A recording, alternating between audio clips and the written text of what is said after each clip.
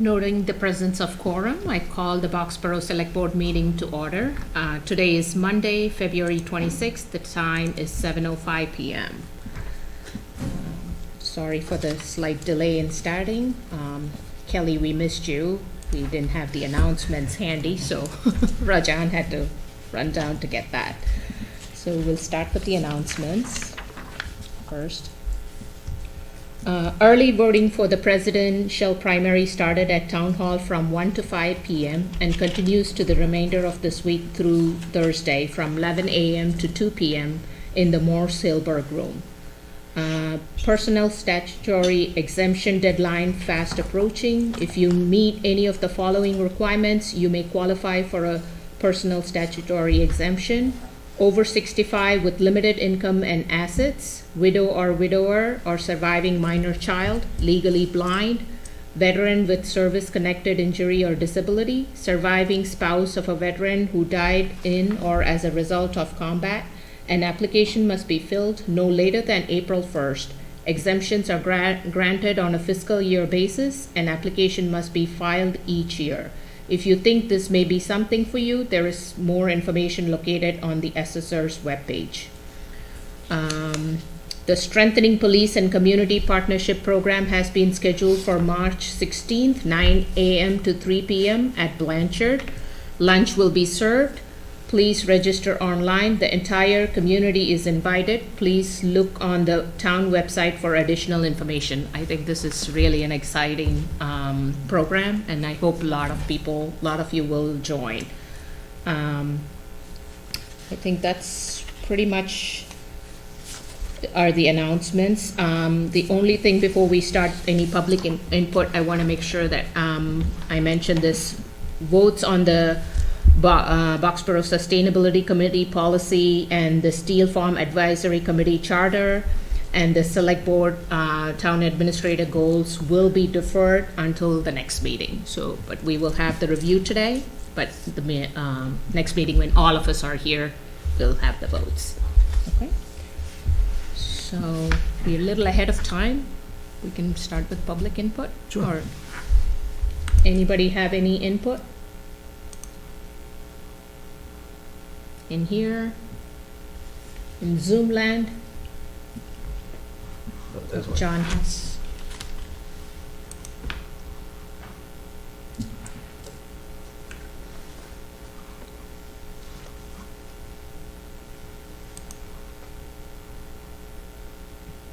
I'm trying to unmute John, but it doesn't seem to be working. I think there's a few people trying to unmute John. Yeah. He's unmuted. Oh. He's unmuted. John, you're unmuted now. Just barely, Yeah, Okay, can you hear me? you're still very feeble. I just had a quick question.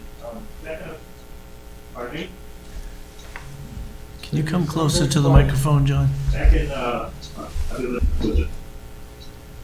Okay. I'm on an iPad, so I don't know if that's part of the problem. Can you hear me now? yeah, that's better. It's better. Good enough. Okay, and my question is related to the letter that we got from the Inspector General regarding the audit of the police department. I was wondering if there was an update. Yes, I'm in the process of doing that audit, and I expect to have that done by the end of this week. Thanks, Mike. You're welcome. So Mike, you will have an update for everybody after? Yes. By the next meeting? Yes. Okay. Anyone else? Okay. I guess. All Living right. right alive. All right, so we'll start with our Sustainability Committee policy revisions first. Thank you, Francie. We should have it tabled, but okay. Yeah.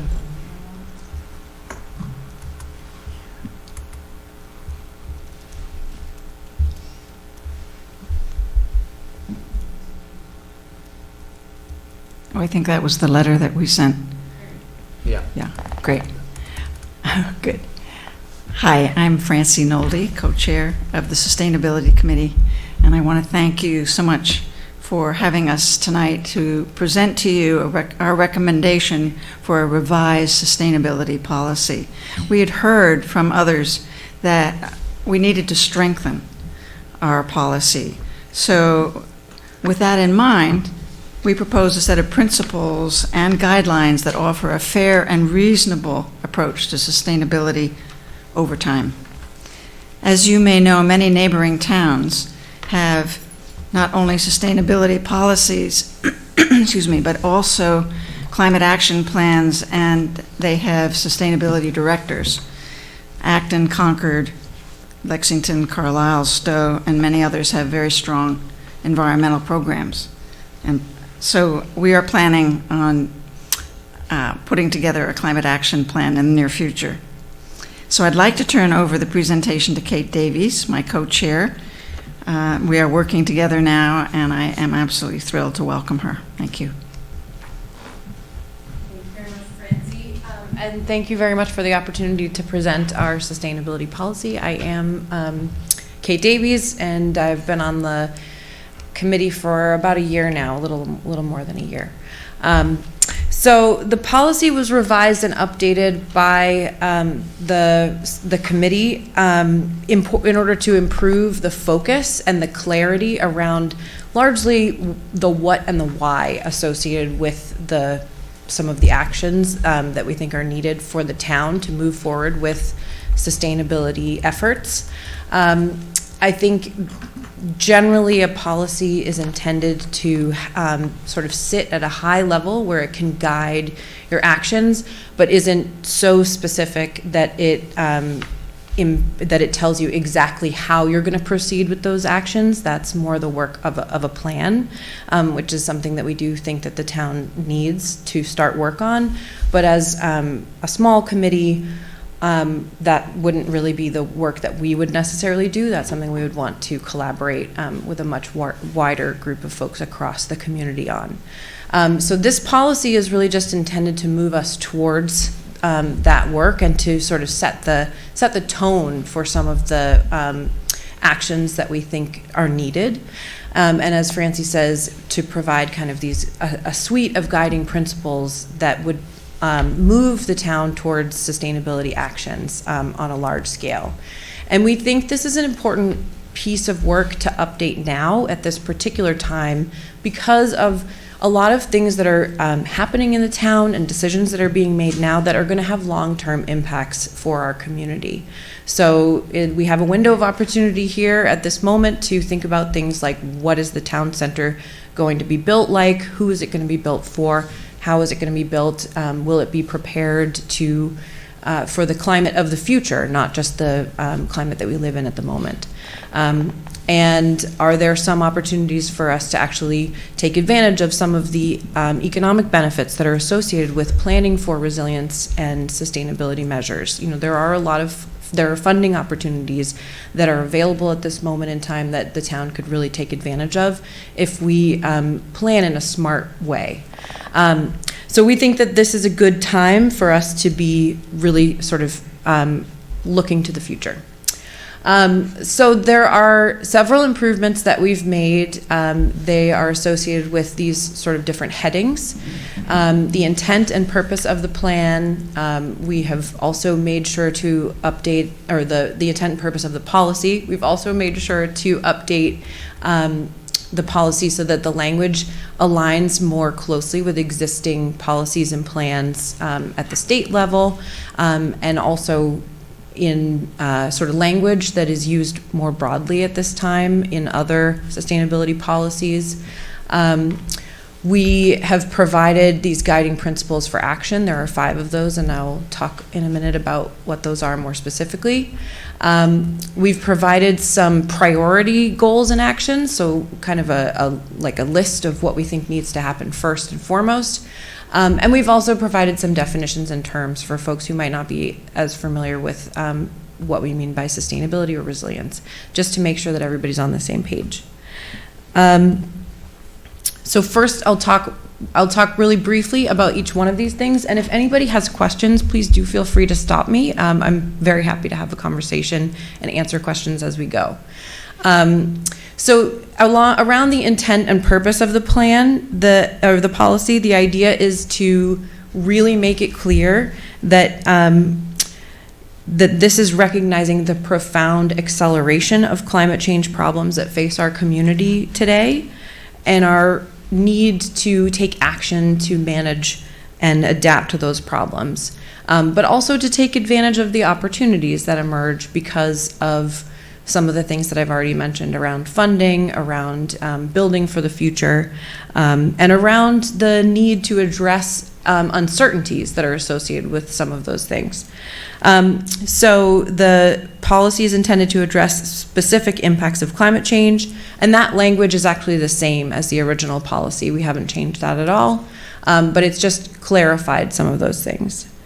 I think around the alignment of existing policies and plans, we have definitely made some changes in that space to make sure that there is language that is alignment with what the state of Massachusetts has set as some of our the broader goals for the state to be moving towards.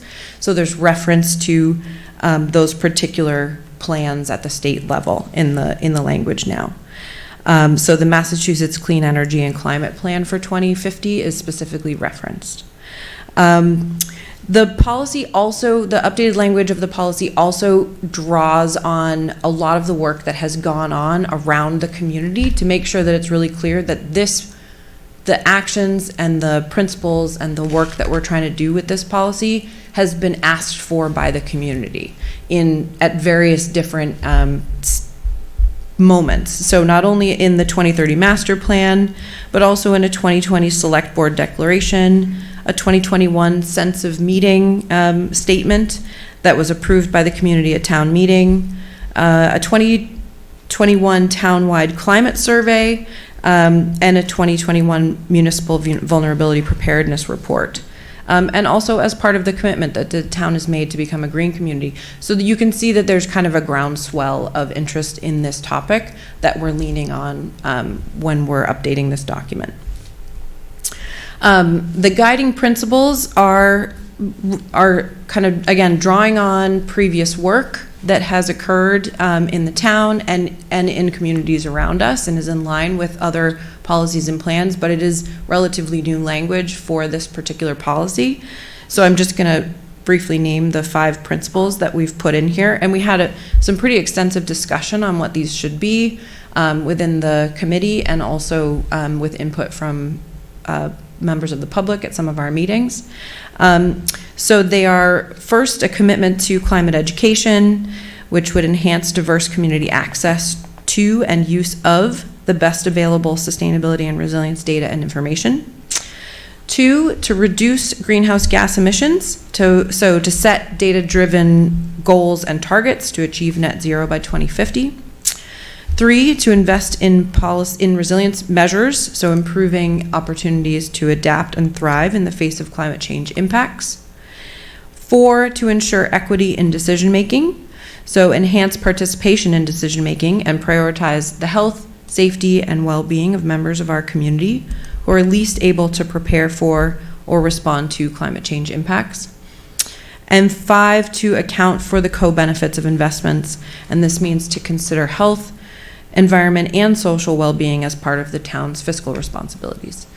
So those are kind of the 5 guiding principles that we have incorporated into this proposed language. Okay, could I interrupt? Could I ask you some questions about Yes, please do. Commit to climate education.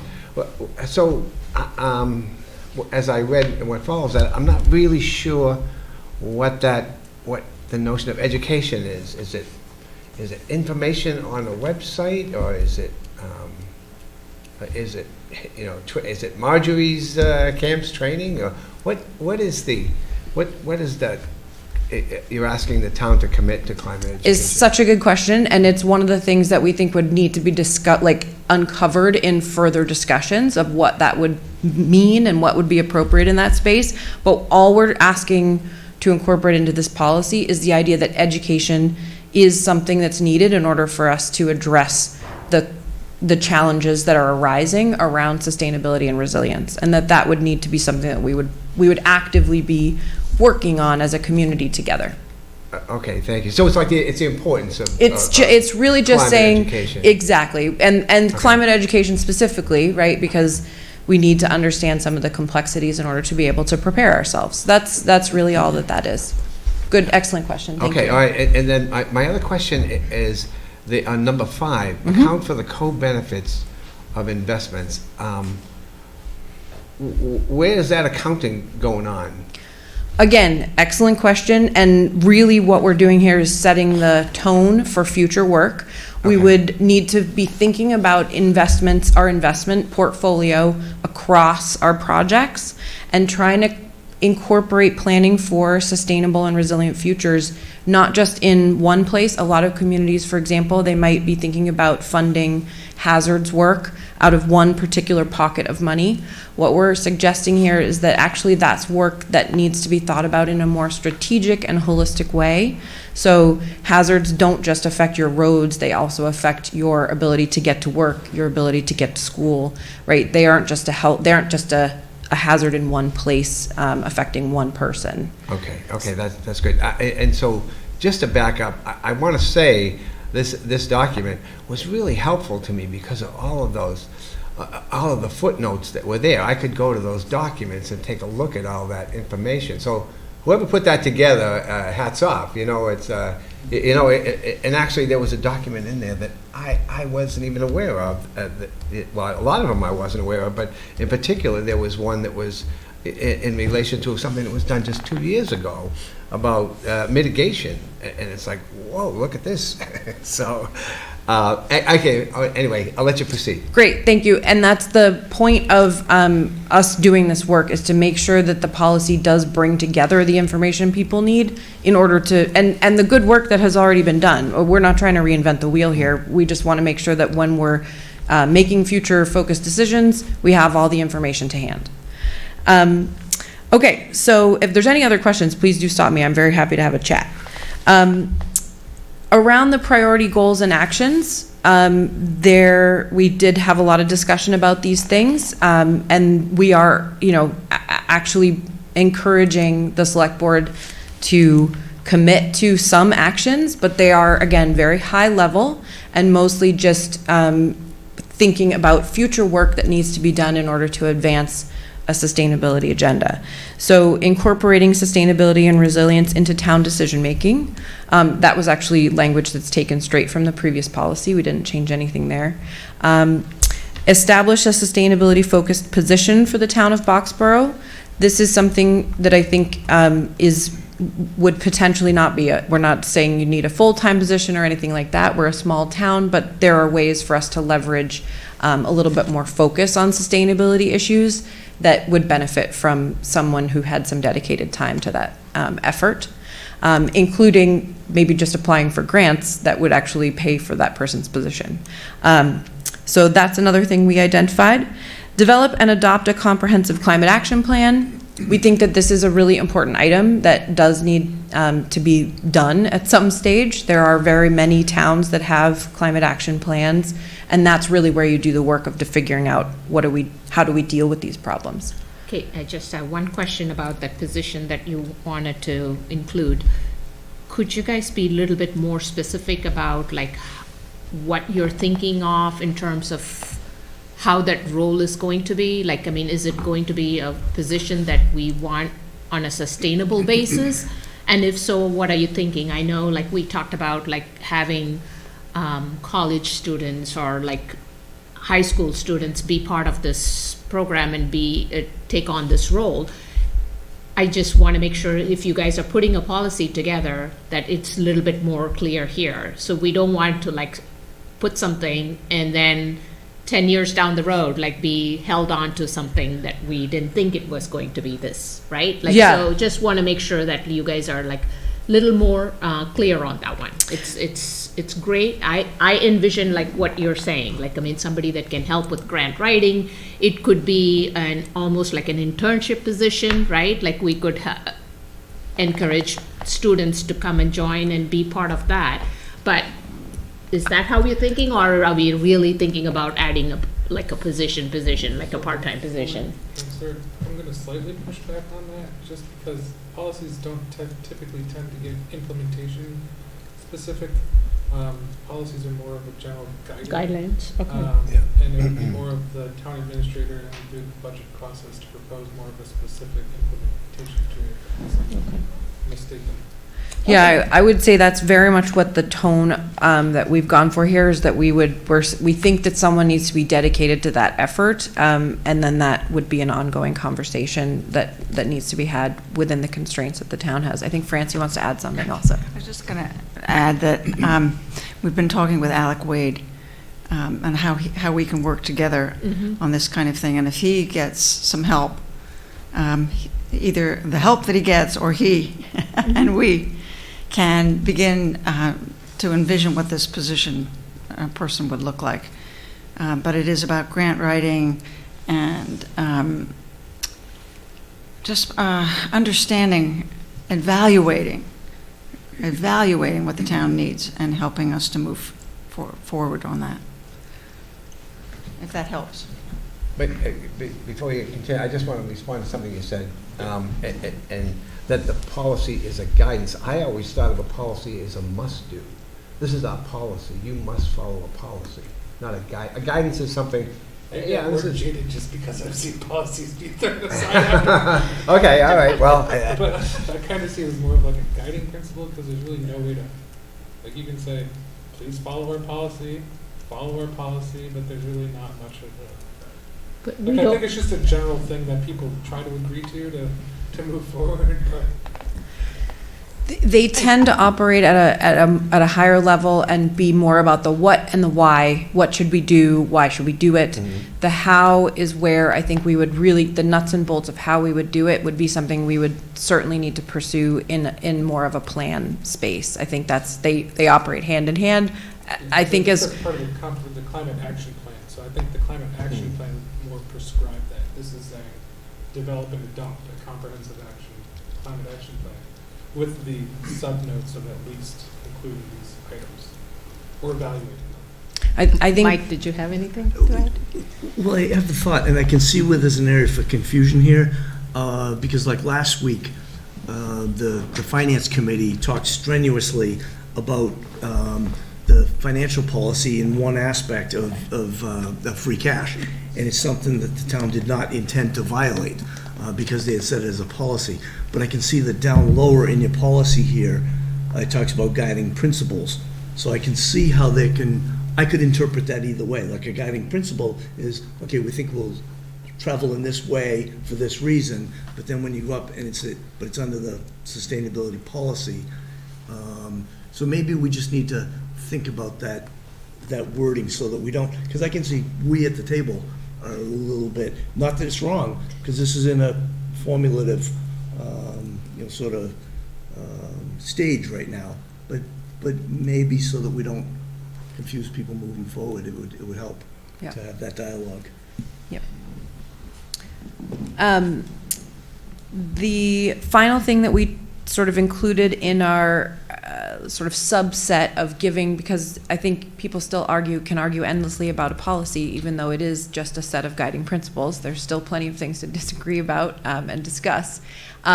But we did say that providing annual reporting and regular updates on sustainability and resilience efforts was another sort of action that we thought was going to be needed in order to give this some weight, and that was something that has maybe not been done as comprehensively historically. So we were suggesting that was something to sort of emphasize going forward. I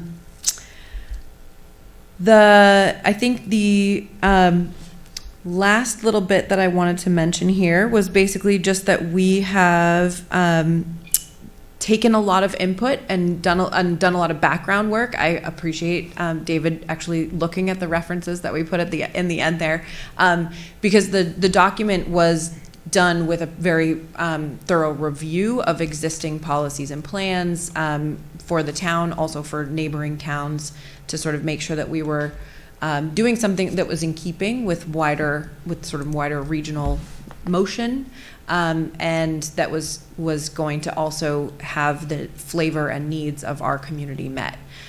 So that's the language that we've given you here is very much, we spend a lot of time working on it, and we do think that it brings together a lot of really important issues that the community has generally supported in the past.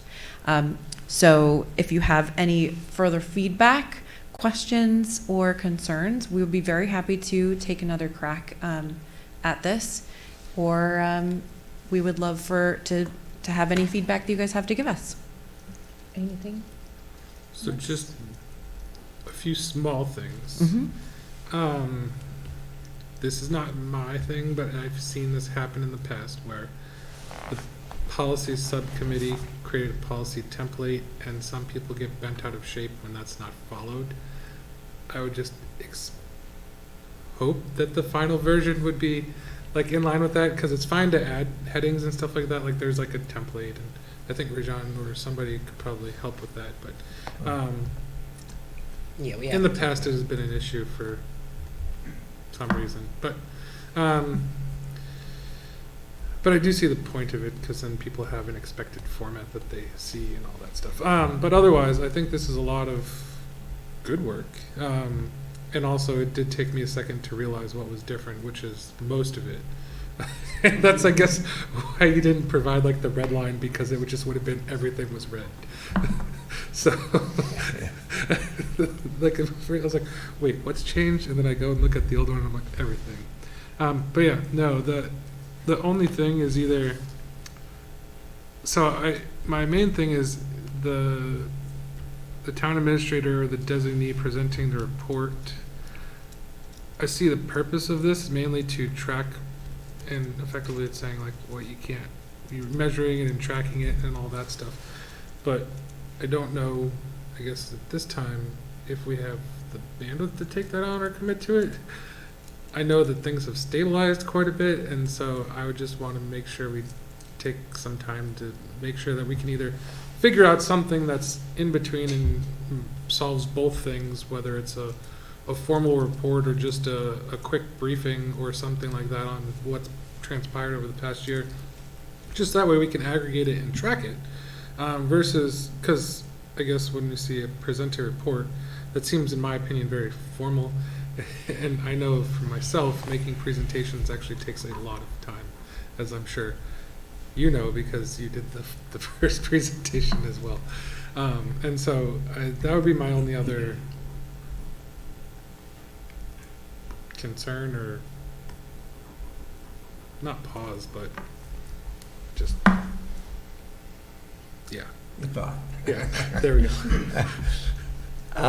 So, Kate, and you can help with this too. Specific efforts must be made to incorporate input into the plan from residents who have a diverse background, interests, and needs, in alignment with guidance from Boxborough's Diversity, Equity, and Inclusion Committee. That would be my third point. I don't know if that's the right. I don't know, like.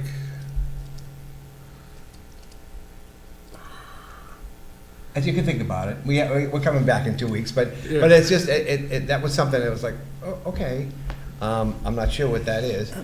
Can I take a stab at that? Sure, go ahead. And I don't know the background, but I'm assuming that has something to do with tying us into being an environmental justice community, and the DEI committee maybe being that best body to make sure that we are taking care of that part of the community. That's the way We I probably read. need to change the charter then.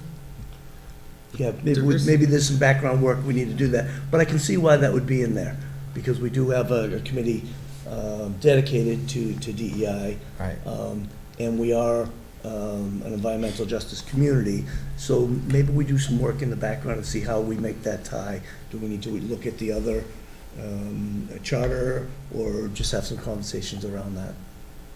Yeah, so the reason I brought it up is because I went to that, that number 10, and it's like, okay, wait a minute, this doesn't provide any input for that. So I just wanted to bring that up. There was another thing that was in there, and again, the must be developed with broad-based participation. It's sometimes it's hard to get businesses to show up. So I think the language, I'm always afraid to say must, because somebody can say, well, this is no good because you didn't do this, and where it said you must do it. So, maybe some of that language could be softened so that you can still go forward and give it your best effort, but you're not getting, you said it must be and you didn't do it, so. With this policy, there's some aspirational element to it, I suspect. Right. and I'm more in line with the. We gotta aim high, and I think as needed, we can soften some of these things, certainly. But I do think that outreach to the folks who aren't normally included or don't easily participate in planning is something that I think we really need to do as part of this work, because often the folks who are lower socioeconomic or come from BIPOC communities, they are very often the most affected, first and worst by climate change impacts. And so we just want to make sure that any efforts that we're making to address these issues is inclusive. Okay, and so one other thing, to put you on the spot, I looked at the last policy, and it said that, and this was, I think, before you started, it said that the town administrator would report annually, if I'm not mistaken, from that old one. So, without knowing it, maybe you were on the hook for what's here. So I'm just saying. Maybe he's already doing it. I'm not. So what I have been aware of is that we're to consider environmental impact whenever the town makes decisions. And so we've talked about that in relation to the capital budget, but also any other townwide. But I noticed that it's in here. I didn't realize this wasn't new, that it says, again, back to shalls and wills, the town administrator will present the report. So I guess what you're telling me is that's not new. So I'll pay attention to that. It was a surprise to me as well. But That's historical. That piece is definitely historical. I think that the Sustainability Committee, and if we have a dedicated person who can be working on these issues, right, that would be an effort that would be collaborative, certainly. One last thing, Kate, it said that the actions are included in Appendix A. I didn't see an Appendix A. Oh. Did it not get included, or should that not have been there? It's possible that that's an old version that you've got, or that we just managed to not take that out. We did have an appendix that we decided to remove. In the old one, there was an appendix. Yeah, there was an appendix in the old one, but we thought it was cleaner to just have a policy. Got it. I just want to congratulate you, Francie and Kate, for putting together this comprehensive policy. It's beautiful. Having said that, I want to find out from you guys your take on, I thought we are already following a lot of these policies. Are there things that we are not really paying attention to? Is there anything that stands out from a sustainable... Like the administrative report. Other than that, the report, yeah, but in real action. I think we need someone to be driving sustainability efforts that is not a volunteer. I think at the moment that's done in a really ad hoc way, and so we do need to pay some attention to that. If we're going to develop a plan, somebody needs to actually have some dedicated time to work on that. We will very much support that effort and do what we can, but we are a group of volunteers. And I think that so that would be top of mind, is having somebody who's got some dedicated time paid to move some of these efforts forward in just a comprehensive way. We at the moment we show up to as many things as we can to make sure the sustainability is on the agenda. But I know, Alec has been spearheading that. You don't think that is sufficient at this point? I think Alec is working on a lot of different projects that may have a sustainability component associated with them, but I'm not sure that that's not his focus, right? He's split into a lot of different pieces. Mike, I'm gonna kind of ask you that question, in terms of Al, what do you foresee? I know we are adding some staff Right. in other departments. Is there I'm not expecting to add more staff, obviously, given everything that's going on from a budgetary standpoint, but is there a way to increase some efficiencies there? I think there is, and I would agree that we're pulling Alec, our land use director, in a lot of different directions. He certainly is a well-trained and experienced grant writer. That sounds like something that you need. But I would think that this could be addressed with maybe some graduate student interns that were focused on a project, and then if that project needed some grant, either grant recommendations that came out of that or grant money to fund a particular project, I would think that Alec could possibly give some guidance to an intern in that regard, and I think that would certainly help. With a full-time associate planner, certainly could oversee an intern in that regard, and maybe a couple of interns a year, not at the same time, but because interns generally come for a couple of months at a time. I think that may be a way to address it without adding an additional full-time employee. And I think that we would be happy in the Sustainability Committee to support that work. I supervise graduate students in my regular day-to-day job, so I'm really happy to support that as needed, if that's the direction the town wants to go. And one last thing, I know, Wes said, it's a guiding principle. I'm always someone that I've relied on policies. I want to implement the policy, want to keep up with the policy. So we just have to just make sure that it kind of brings a lot more people together, and not a policy that becomes so stringent that many people kind of oh, I don't want to support this, right? Absolutely. So you want to first gradually ease people into it, and then we can move. We can always update policies, right? We can always make changes to the policies as we move along. So I want us to start from a place where we still have to have our aspirations. Let's keep it, not saying no, but let's start at a place where we can get more buy-in, more people to get involved into it, and then gradually we can move them along. That's just my input. Thank you.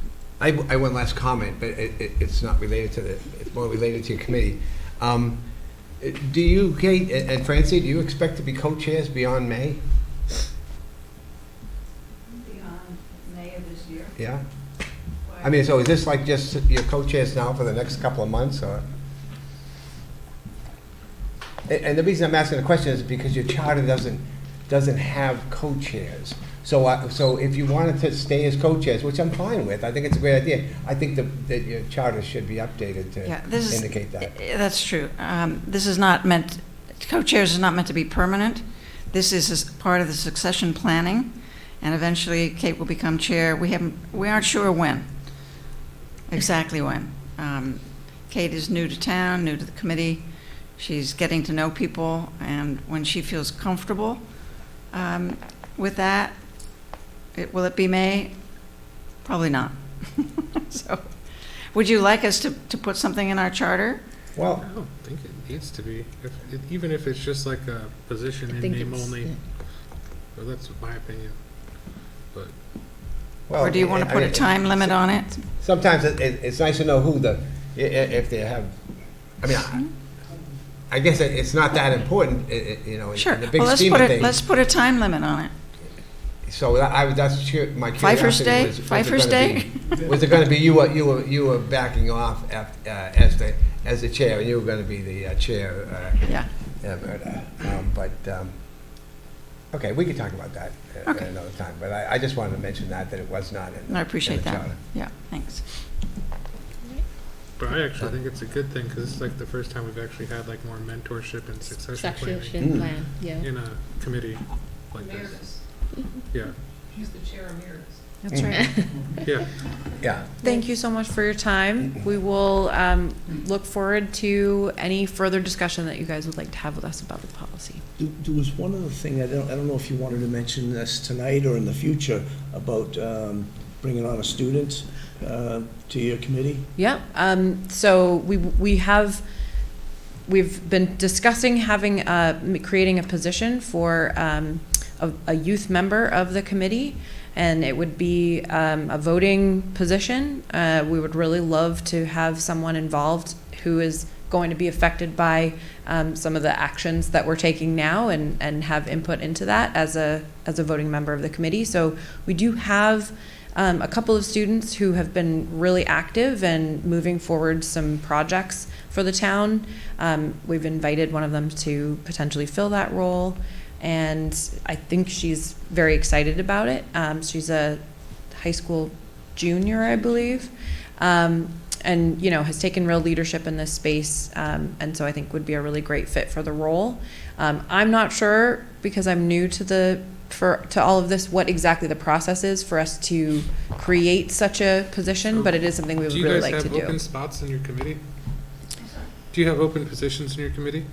We do not have any open positions at the moment, but So I it's would full. I would want this to be a dedicated youth position anyways, not a position that was otherwise I don't know if you occupied. can dedicate it as a youth position just for discrimination purposes, but if you amend your charter to say like up to 13 people, however, I'm not really a huge fan of committees of size 13, but you just give them their name and then they get appointed typically. Great. We did that with Nora Mishnovich. She was on the DEI committee. And so she can't, but the other issue is if they go to town meeting, you have to request for them to be able to speak because they're not voting members or they're not registered voters. Okay. But that's it. Great. Thank you, Kate. Thank you, Thank Kate. you. Thank you, very Francie. much. Right, moving on. We have the Steel Farm Advisory Committee presentation. Thank you.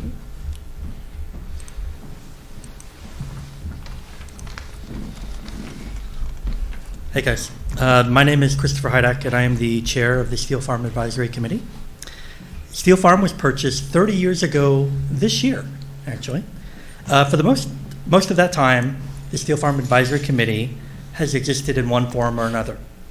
The initial purpose was to advise the select board, but over the last 30 years, it's evolved to an action rather than an advisory committee. We provide oversight to the buildings, maintenance of the property, trails, gardens, and fields. We frequently schedule and perform work parties to mow grass, plant Christmas trees, and clear out invasive species that threaten the property. My committee doesn't have long tenured volunteers, and when I became chair, we asked a lot of questions about what we were supposed to do, and nobody really knew because it wasn't written down. We have no charter. So fortunately, we were able to find residents that had been here a while, that had been on the committee before, and they pretty much told us what to do. But that's not how we really should operate.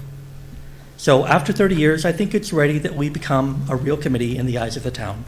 This charter is our agreement with the town as to our purpose and what we should focus on. So I come to the select board, to give this charter, to get your approval for us to become a real committee, sort of like Pinocchio. Do y'all have any questions on the charter? No, But if you guys weren't a committee before, did you have to take minutes and stuff, or? We have always taken minutes as far as I know, but Why? You're not a committee. Why bother? They are a committee, you appoint them, you sign their appointment slip. yeah, Why don't, okay. Yeah, but we have no what charter. you're saying is they don't Yeah. actually have a Yeah. charter. we don't have a charter. We're a committee Yeah. without a charter. We were an advisory committee, so we advise you guys, and we're advising you to give us a charter. Okay.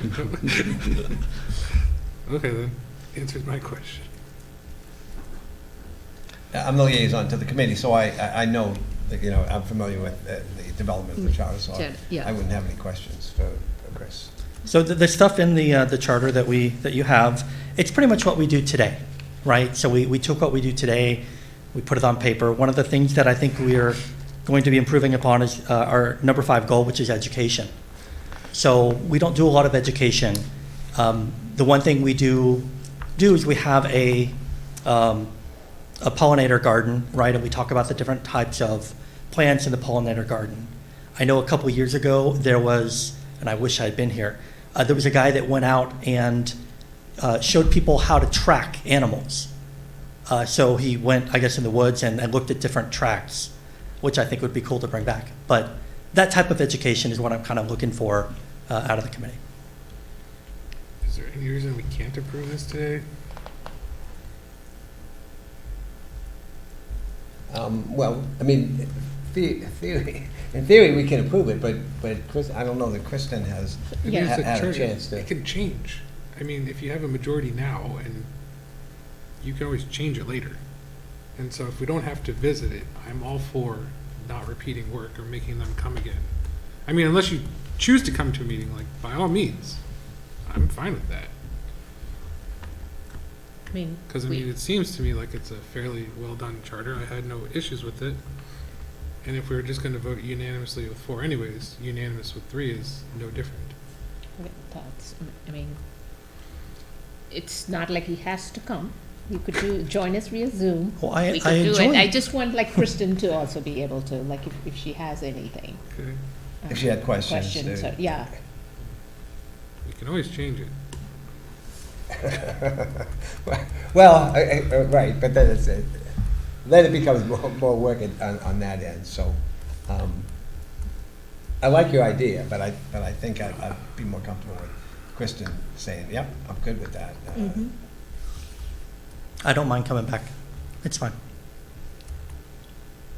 I do like all the other proposals that you have to like make it better, like including like adding benches, just utilizing that farm a lot more. I know we do utilize for certain activities now on and off, but like I think the education and like getting it used to be for our town to use that area a lot more would be nice, so. One of the other things I would point out, Priya, and to Wes as well, is that it's a minimum of 5 and a maximum of 9 members to be able to grow the committee too, because it is a work, it isn't people just sort of sitting around thinking about it. These are actually people who have kind of responsibilities and things to do, so it's kind of like, you know, the more work that can be shared, the better. So that's, you know, that's an important aspect of the charter as well. And right now, it's solid at We have 6 members right now. 6 members now, yeah. Has there been an issue, like getting No. more members? No, actually, we just had 2 join on recently. Well, 3, including, you know, last year. So we over the last year, we've had 3 new members join. Nice. So there's been very good energy with that committee right now. Mike, what are your thoughts in terms of like if we vote now, can it be brought up again, or like is there Yeah, gotta be? absolutely. I think you could do either, perfectly fine. You could consider this and then revisit and vote it at your next meeting. But you can certainly vote it, and you can revisit a charter at any time you want. This is your charter to the committee, so you can certainly do that. You could, you know, come back, have Kristen, you know, look it over. If she has anything that she would like to revise with the committee, you could do that in 2 weeks or 6 months or anytime. Yeah, there's no right or wrong way. I don't see that she would have any issues with it, like Wes said, if you guys wanna do a vote, and then like maybe revisit. Well, I just don't want it to become like a meeting that's ineffective. Yes.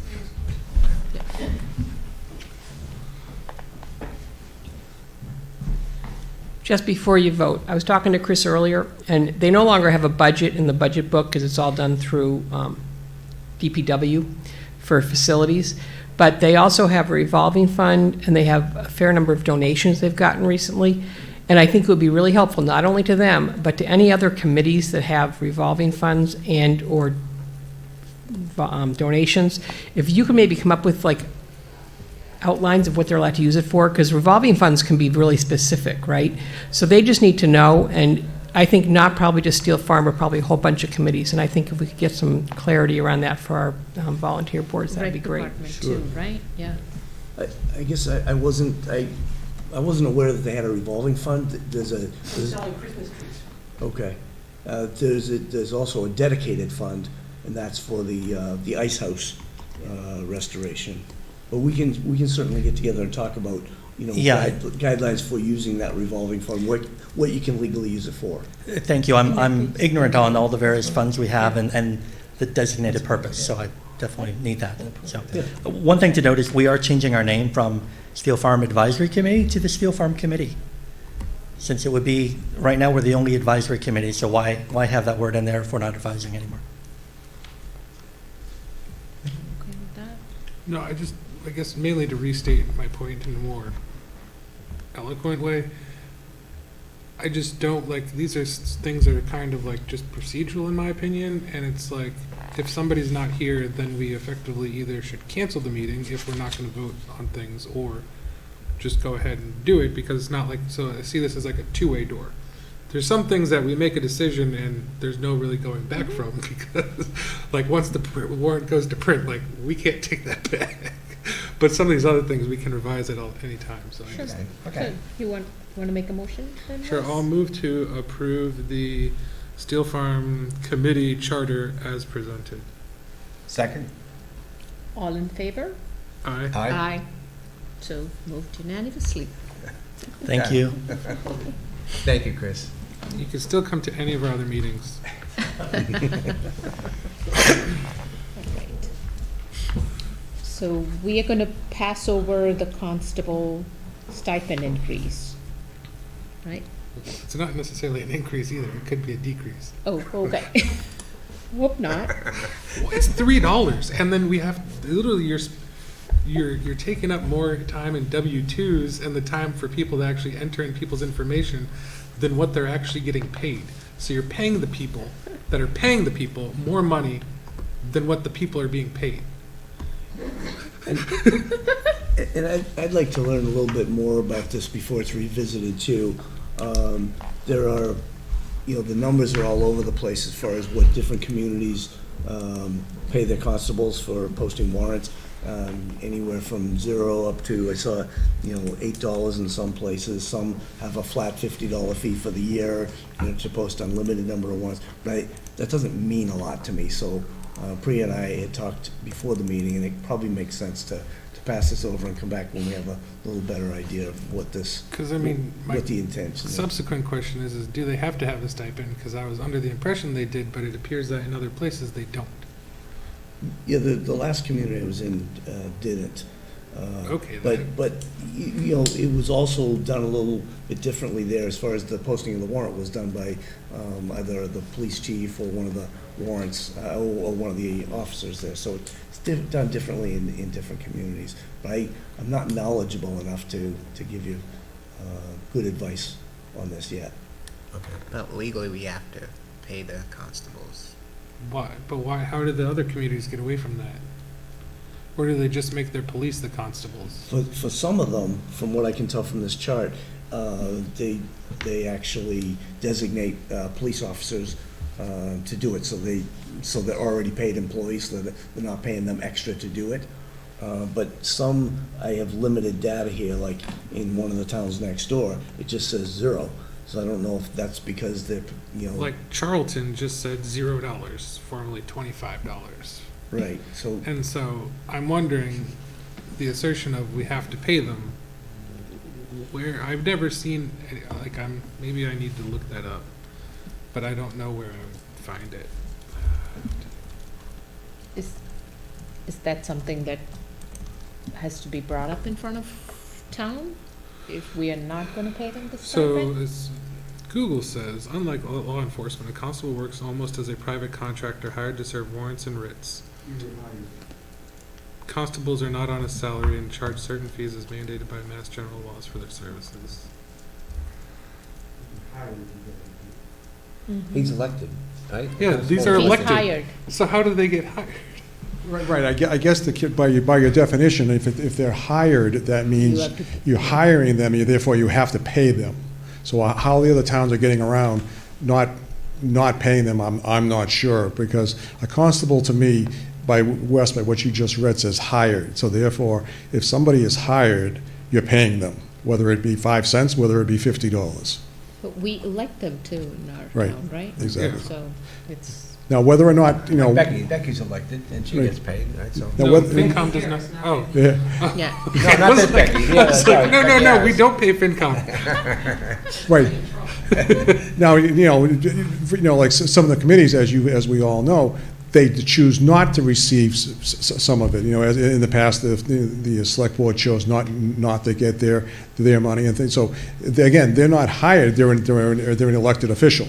So I think the key word here is hired, and I think you've got to pay them at some point something. And I think, you know, the part that Mike brought up about having the police do it, I think you got to be very careful with that, because is that a change in work conditions, and then you go down the whole union contract thing, and then everything else, and it just gets real.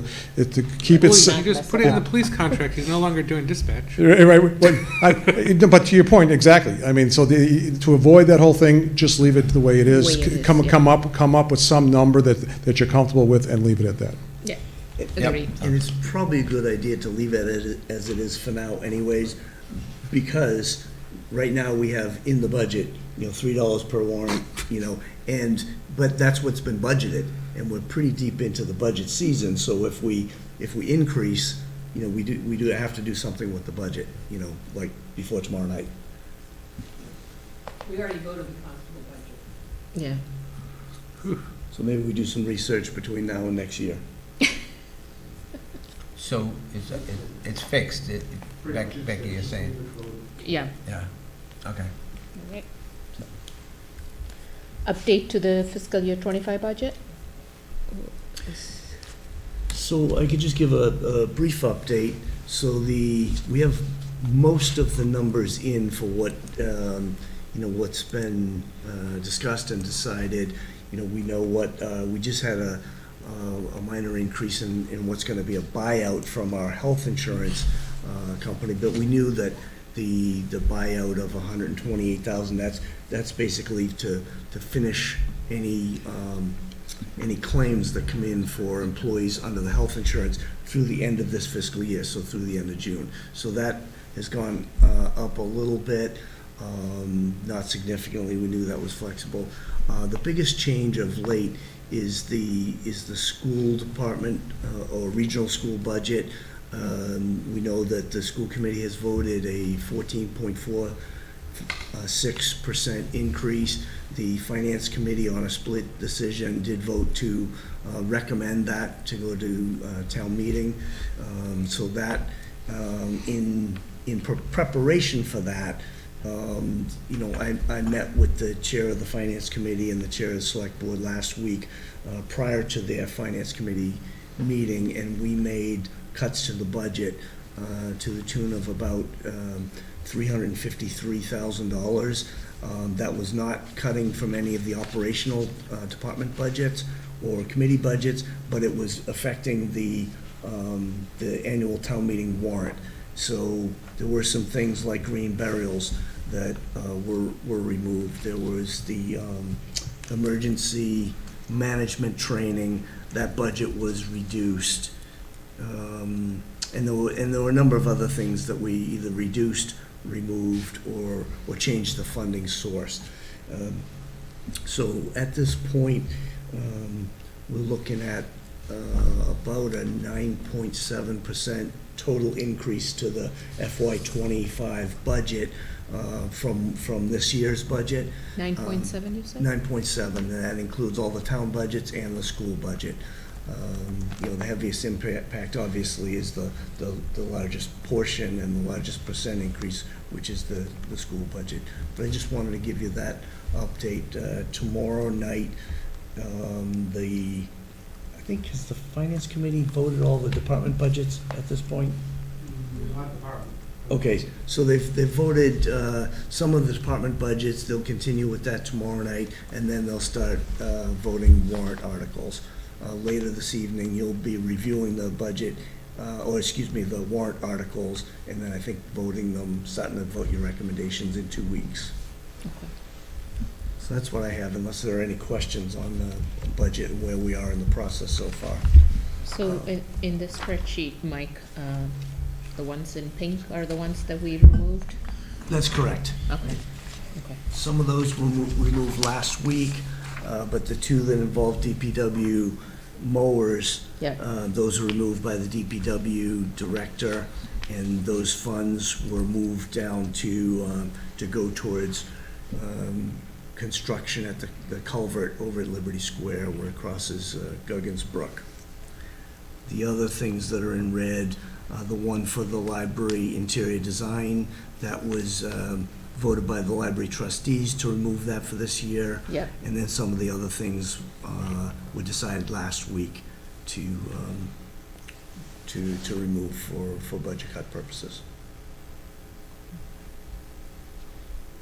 Later this week, in fact, Thursday night, the capital budget committee will meet at 7 o'clock this Thursday to vote on and make recommendations on the capital items within the warrant. Any questions? Yes. Yeah, I do have a question. I'm not seeing it here. The building inspector truck that was on that before, is that still on here? Mhm. Here, building commissioner, It's under land use, land use. Okay. and that's And- $45,000. And I did confirm that is a good price for a basic work truck. Alec confirmed that this week. And we are gonna look at, what it would cost to do repair work on that. The basic problem with it looks like an almost brand-new truck from the It does, outside. right. It's a 2012 vehicle that the town purchased used in 2018. It has fairly low mileage, but because of the places where it goes and the use it gets, it's got very heavy corrosion. So the problem is the frame, the underbody, Okay. the shocks and the struts and the springs are where most of the damage is. So if you look at just the outside, it's like, oh, nice silver truck, but its condition, is much worse than Okay, it's okay, all from the distance. Understanding the undercarriage is the issue, that's Right. that's what I was concerned about, because it's like, wait, that's a shiny truck, and why are we replacing it? Right, I had the same response, and, but we're gonna take a look, and if $5,000 or $6,000 would get us a year before we have to replace it, in repairs now, then we'll do that, but we're gonna put it up on a lift and take a closer look at it. Okay, good, thanks. Yes, anything from you? No. You're good, okay. Moving on, the next item is nominate representatives from the select board to the fire station land purchase working group. I I'll know, nominate Kristen. Kristen was, she's part of the building committee, she definitely would probably want to be in that group. I would like to nominate Kristen and you. The two people, right? Are you saying me? No. Oh, dear God. I'm looking at you for Oh, no, agreement. that's totally fine, as long as it's not me. Priya and Kristen would be the two best people because it requires two select board members, right? Well, in the MOA that was drafted, I think it was maybe 12 years or so ago, it says that there'll be representatives from the select board, the housing board, and the housing trust. It doesn't say how many, but I believe the other two boards are looking at nominating two each. So I think it would be appropriate if the select board Are you nominated two. okay with that nomination? Mhm. Okay. All right. Sounds good.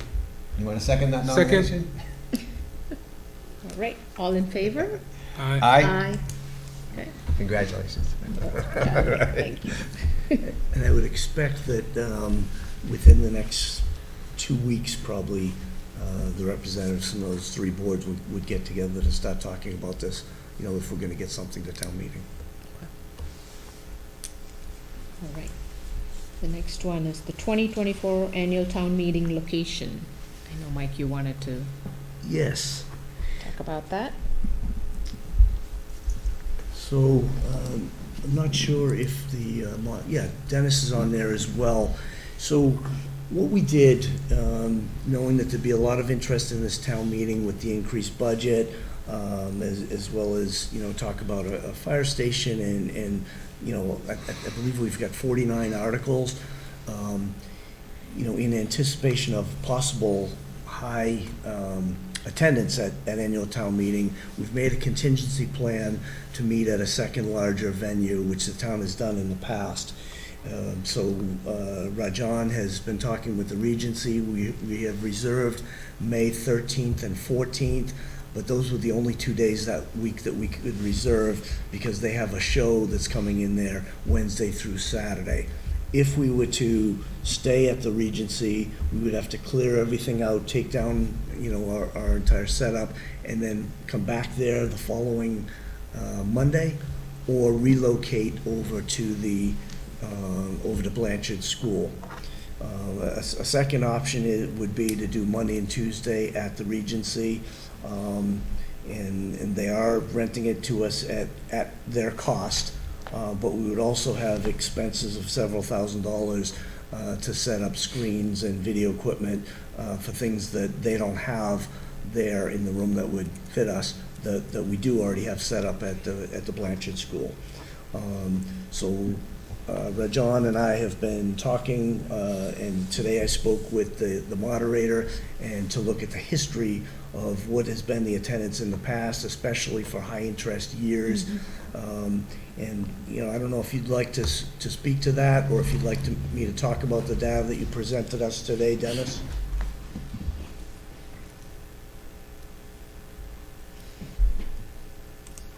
Oh, can you unmute him?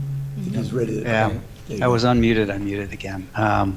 Yes, so I shared that data with you and a few others earlier. Did the rest of the select board get that? Can that be thrown up on the screen just so everybody can see? Yeah, there we go. Yeah, so this is a table that was shared with me by former moderator John Fallon, and I just annotated it with highlighting years that had, I'll say, high attendance, approximately 300 or more.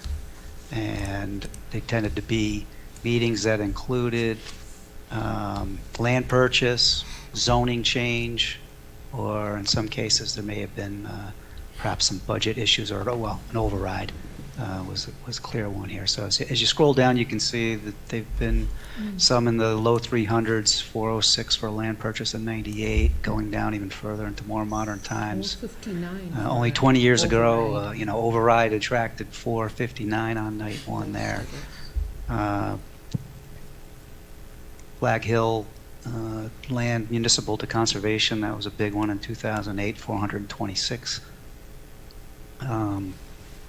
And as you go down, you can see a few others here. Again, it's maybe John's editorial comment, budget controversy, so that year in 2012, nearly 300. The real outlier is 2013, the school regionalization. That was at the Regency, and for good reason. By my count, and this is my data, not John's, 634 people voted at that meeting. And that was at the Regency, and it was a good thing it was, because even the Regency was crowded, and that clearly would not have fit at Blanchard. But as you go down in more recent years, 293, 346 for the marijuana zoning special town meeting, that was another well-attended one. That, if this is the type of anticipated audience that we can anticipate for town meeting, even in a busy or interesting or concerning budget year, I do believe, based on the other information that's been shared, that the Blanchard has a capacity of perhaps comfortably at around 300 still, if everybody's in a seat, and then, beyond that, I believe there's even room for more. But Mike, you can perhaps comment more on what the room setup here is and what that may Certainly, I can accommodate. speak to the seating capacity. So Rajan has a slide up on the screen that is the planning template that the moderator and Rajan and the DPW and the school used to set up the audience, and this is what's been used in past years. You'll see the 6 blue squares in the middle. That's the audience where resident voters sit, as well as non-residents. There are 6 sections with 56 seats to seat 336 people. we believe that we can comfortably seat between, upwards of that, up to 400 people. So if you notice at the back, we've got 2 angled tables. Those could be moved up against one of the walls and to provide for more rows. And then if you go to the front of the room, you'll notice that the select board's table is also angled.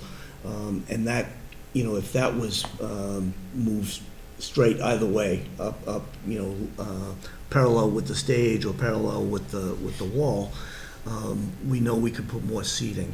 So we believe that we can comfortably seat 400 people.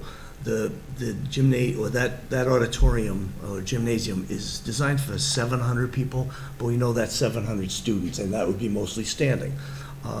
We believe we can comfortably, with some adjustments, comfortably seat 400 people. I'm comfortable recommending to you, for a couple of reasons, that we could go to the Blanchard School. Now, if we were presenting 2 different budget numbers for the school, in other words, the school committee coming in with one budget number and finance committee saying, no, we think it's a different number, we think that we'd have a lot more draw, especially from the school side, and maybe we'd be concerned that we get 500 or so people. That's not the case. As I mentioned, finance committee voted last week with the same recommendation as the school committee. So while we believe there'll be folks coming out to support school, and we believe there'll also be people showing out because they're concerned about the taxes increase, we don't believe it's going to be in the 500 or 600 range. We believe that it'll probably be in the, around 300 range, and we're well accommodated to suit, seat 300 to 400 people. So it's the board's decision what location we use, and you could make that decision tonight, or you could, take some time to think about it. But I believe that Dennis and I are in agreement that we can comfortably fit, upwards of 400 people to attend town meeting. I'll be shocked if we get over 300. That's just my opinion. Dennis, any other thoughts you'd like to share? No, I think that's it. I think that the data essentially speaks for itself. A good long history of attendance numbers there that did fit in the Blanchard. Maybe less comfortable than some years if all the seats are filled. And I see, does Tony have his hand up? Maybe he's got a comment as well. I cannot remember going to any other location other than the Regency for that special town meeting for school regionalization, and of course, the 2 COVID years, but those are for other reasons. I guess the other advantage of being at the Blanchard is that we can schedule the consecutive nights, 3 consecutive nights that we had discussed the town meeting last year, with the interest in Monday, Tuesday, Wednesday, to allow for that spillover to the 3rd night if it were to happen. Again, there's a lot of articles, and there's likely a lot of discussion on budget on night 1 right out of the gate that'll consume most of that night, if not all of it. And of course, some other articles that would suggest to me that we're looking at a solid 2 nights, if not getting into the 3rd, for whatever may be left over.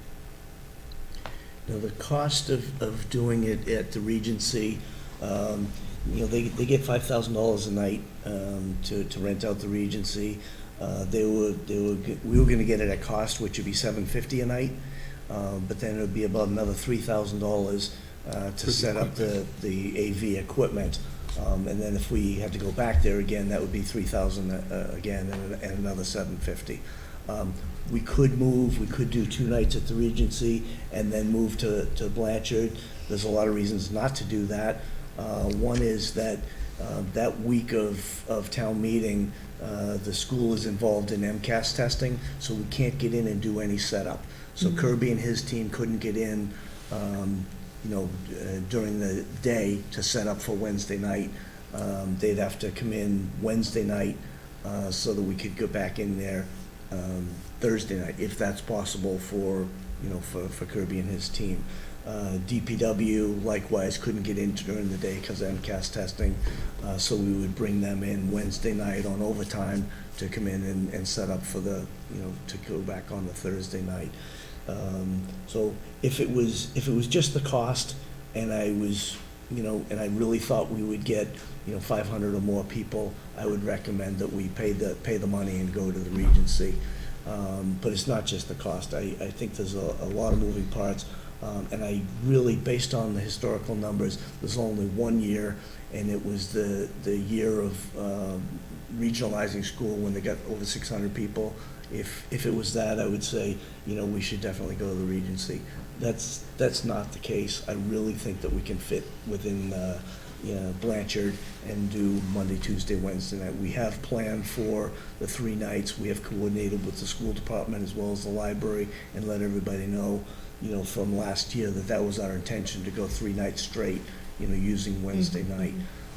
So I think we can comfortably do that. I think it's a safe, bet to do that. I'm comfortable. Yeah, I have no reason to doubt the Doubt that, recommendation, really. Wes? you Any have thoughts, Wes? any Totally thoughts? good. So, should we vote? Sure, if you're comfortable. But it says no motion needed. No motion needed, so I guess. Well, that's Well, so we can say I'll move to hold town meeting at Blanchard, the 2024 town meeting, annual town meeting at Blanchard. Second? All in favor? Aye. Aye. great. Okay, good. All right. Moving on. Select Board and Town Administrators' goals. Are we going to be reviewing that, Mike? I know wanted, you could, it was. We did last meeting, We- and so yeah, we last kind meeting, of right? have the Kristen Priya flip-flop this time too. So we can approve them, or we can wait again. I think that the full board should be here, Yeah. so that all 5 of us could vote on it, but I wanted to give you a chance in case with the changes that we made last time, you had a chance to ask any yeah. questions or review. I reviewed them. Okay. Yeah, I don't have any major questions on those, but like as you said, like I think it should be, that should be something all the select board members should be present, so let's. We can take that at the next meeting. So we can, Kirby, sorry. No, please, sorry for the interruption. So the plan is to release the Regency as far as the reservation? Yes. It's okay, I will communicate then to the vendor who we were going to retain to do the same. And John will communicate with Christina at the Regency. Yeah. Thank you. All right. So we will come back, maybe in the next meeting or in the future meeting to review the board and the Great. town administrator We'll goals. put it on the agenda for next meeting. Okay. The next item is Senate Bill 95, Bill Yeah. S 95. So they label it S95. So this was worked up and proposed by it was proposed by a former Boxborough resident, Melissa Riley, who works in Jamie Eldridge's office. And so she was in my high school grade. But so she proposed this, and it's been taken up by the Senate and is currently, was reported to the Committee for Children, Families, and Persons with Disabilities. Was reported favorably by the House Steering, Policy, and Scheduling, and then they ordering a second read, I don't know, February. I don't really know what these steps actually, well, I know what some of them mean, but like, what does rule suspended mean? I don't know. But not that it matters. What is this bill about? So it's effectively Just- removing the, Some old Jump language. handicap? old language that used to be acceptable and is no longer part of the ASM. So Okay, okay. So effectively, like, for example, one of the, like, the view the text, so amending, so effectively rewriting the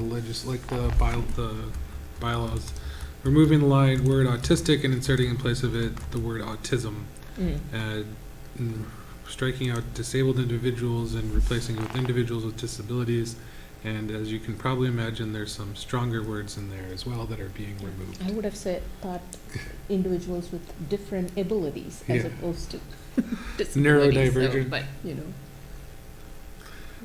But yes, no, there's other words in there that are not really I guess socially more acceptable. amendments are coming in the future. Yeah. to Well, no, this there's a bill. lot of them. There's a lot of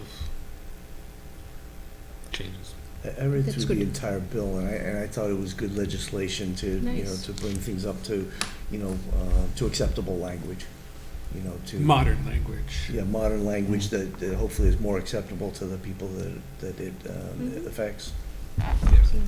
So then I'll move to authorize the town administrator to draft a letter of support for Senate Bill 95 to the legislature on behalf of the select board and present it at the next meeting.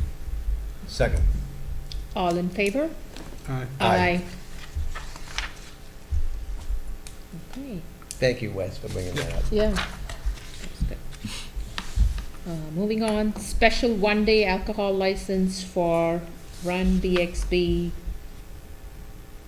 Is there going to be a presentation, or are we just like reviewing the license and approving them? There's no presentation, just all the paperwork is in the packet, and it seems to be in order. Okay, Dirigible makes some pretty good beer. Yeah, I do. all right, so, And it's a pretty cool tap house too, So- like the brewery. any other questions for anybody? I have no questions. No, Okay, so- I'm pleased to see that, well, I don't know what time they're gonna start serving. But that's. You're ready to stand in line? I'll move 8:30 tonight. 8:30? Yeah, when they're gonna start serving. Oh, okay, all right. I think they're already serving. I move to approve the one-day special alcohol license to Dirigible Brewery for the Run BXB event on April 7th, 2024, from 11 a.m. to 1:30 p.m. So there's your answer. Yeah, Second. 11. 11, right. 11 to 1:30, okay. You have a, So I okay, second. I second it, all right. All in favor? Aye. Aye. Okay. Acceptance of fiscal year 24 safety grant, DPW. This is a grant that the DPW director put in for. They were awarded this $3,000 grant. It's very similar to the grant that the fire department received, and the board accepted 2 weeks ago. So everything's in order. I have signed the paperwork in anticipation of the board accepting this, and they've put these grants to good use in the past. You know, any of our departments that have received them. So I expect the same will happen here. So is it for an identified purpose, or it's just? It's for safety. Training, Yeah, education. safety training and education. Okay, okay, Yeah. terrific. And the yeah. state is the one that provides this money to do this. And, you know, all they had to do was, you know, put in a good application for it, so the DPW department did that. Great. Our police department is also doing one, right? Are they? They do each year, They should. yeah, and the fire department already did. Yeah, So I'll Now move. this- Oh, I'm sorry. Do you want to just make the motion? Okay. yeah. So I'll Yep. move to accept the fiscal year 2024 safety grant in the amount of $3,000. Second? All in favor? Aye. Aye. Totes. Okay. Review of the 2024 annual town meeting first draft warrant. Yeah. Okay. So I just have a quick question. When do all the recommendations and stuff need to be done by? Is that March something? If Kelly's up there, she might be able to tell us, but we want to start voting those at your next meeting. No, that's fine. So I guess for Dave and Priya, typically when we vote these, so we vote whether to recommend them or not. And then we typically split up the recommendations section for the select board. So I didn't know so I guess my first question is when are they due? I guess like the total, because if we have our next meeting in 2 weeks and then 1 week after that is when they're all due, it may make sense now to start divvying up some of them. Like if we can just assume that we're going to support all of them because, or for the most part, the select board would support them because we put them in there. And there are warrant articles, except for the ones from the other committees, which we don't typically opine on. But so I didn't know if we wanted to start splitting up the work now, so that way we weren't like necessarily crunched for that, or because I just want, if we have 2 weeks after our next meeting, then that's fine. But it's just like a week for me is kind of short. Yeah, so in other words, so you have time to prepare the recommendation. the Yeah, select because board's typically recommendation it's on been it. like 7 or 8 of them that like we'll each write, and especially with fewer people and 45 warrant articles, well, probably 37 of them are, or we'll say 35, so that's 7 apiece if we split them evenly, or differently if we don't. So that was just my thinking. We'll probably have 8 to 9 Yeah. per person, right? So when you say, right, you mean like the, So when you read the warrant, when it gets mailed to you, it'll say Yeah. the select board recommends Yeah. 5 to 0 to 0, and then we give our reasons. So we do have the article summaries, oh, okay, we did, and then the FinCom has their section, and typically if somebody dissents, the dissenting person would write a separate yeah, recommendation okay. versus the assenting, but typically the select board agrees on most of them, so we just in the past have divided them up ahead of time. Sometimes it can be as simple as the select board recommends for the reasons stated in the summary. Right, I think there was a lot of that during the fall town meeting.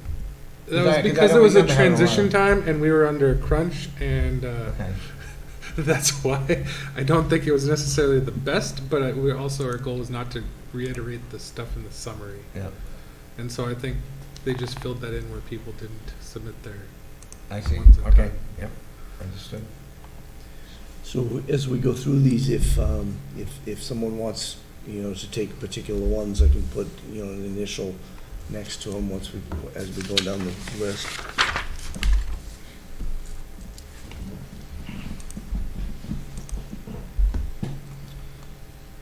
So John has, what you have in front of you is a list, and I don't know that these are in the same order as Kelly what's up just sent there. one out shortly before this, so it might be different. Yeah, it might be in a little bit different order, but the written out version is up on the screen in front of you.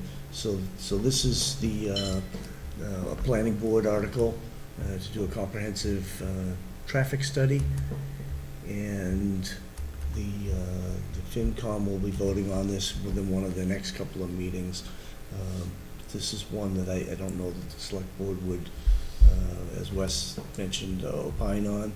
It's a planning board article. Did the FinCom support this already, or? They, Well, not officially, right, yeah. Did, they they haven't haven't voted yet? They haven't voted any of Okay. their Oh, I see. articles Okay, yet. yeah, yeah. They're still voting department budgets. So, can probably keep going unless you have any questions. So this is one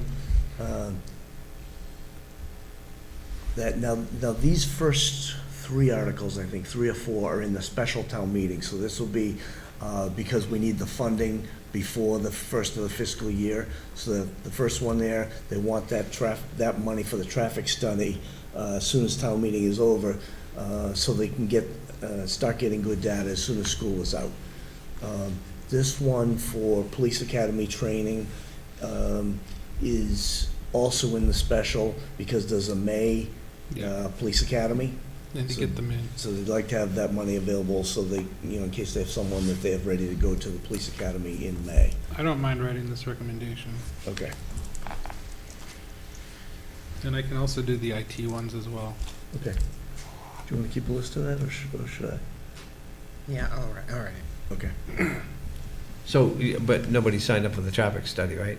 But that one, it says That's that a we planning don't make board. a comment Oh, okay. on I articles see, okay. proposed So we by don't us. typically opine on Yeah. planning board or Library. library ones.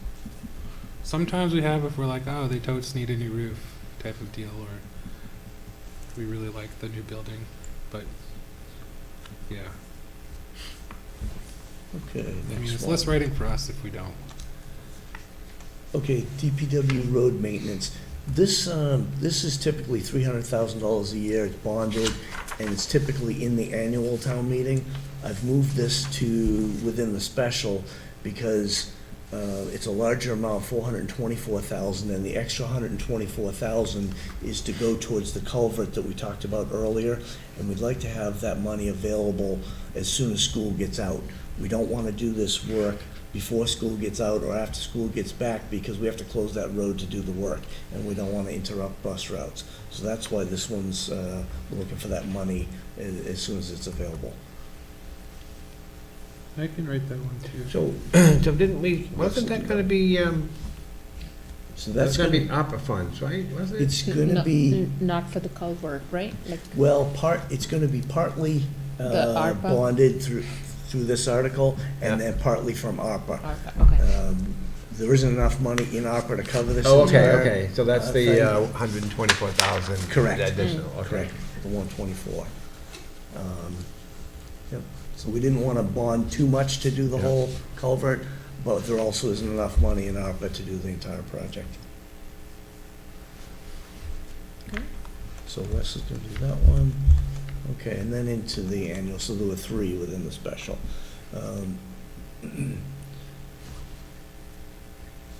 Okay, we don't, okay, so we have a couple, I'm not sure about that first one, but these are articles that we're ready to close out for small amounts of money that are left over. If there are any others, we'll add to this article. This is just closing out money from prior town meetings. 1 from a special, 2 from annual town meetings. It's probably not much to write up on But do you want to say this. return to free cash instead of the original funding? Because we don't really know what the original funding source for these articles was. I agree, we should change the wording to free cash. I could do this one, easy.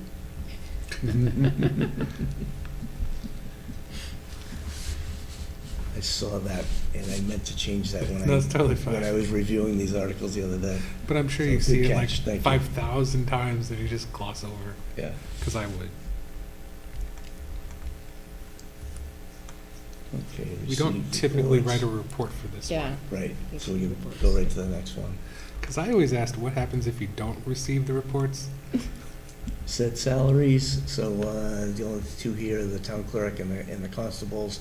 And I think that, the town clerk has gone up by, I think, basically the COLA amount. And the constables, you talked about earlier this evening, keeping that the same at the $3. I can do this. There is one needed. I don't know if it's needed, but I don't think Priya's so. got this We one. haven't typically. if it does, has it been needed or no? I don't mean, remember. Usually it's select board recommend. Well, the only time it wasn't was when I didn't recommend it. Yeah. And that was it. Yeah. Okay.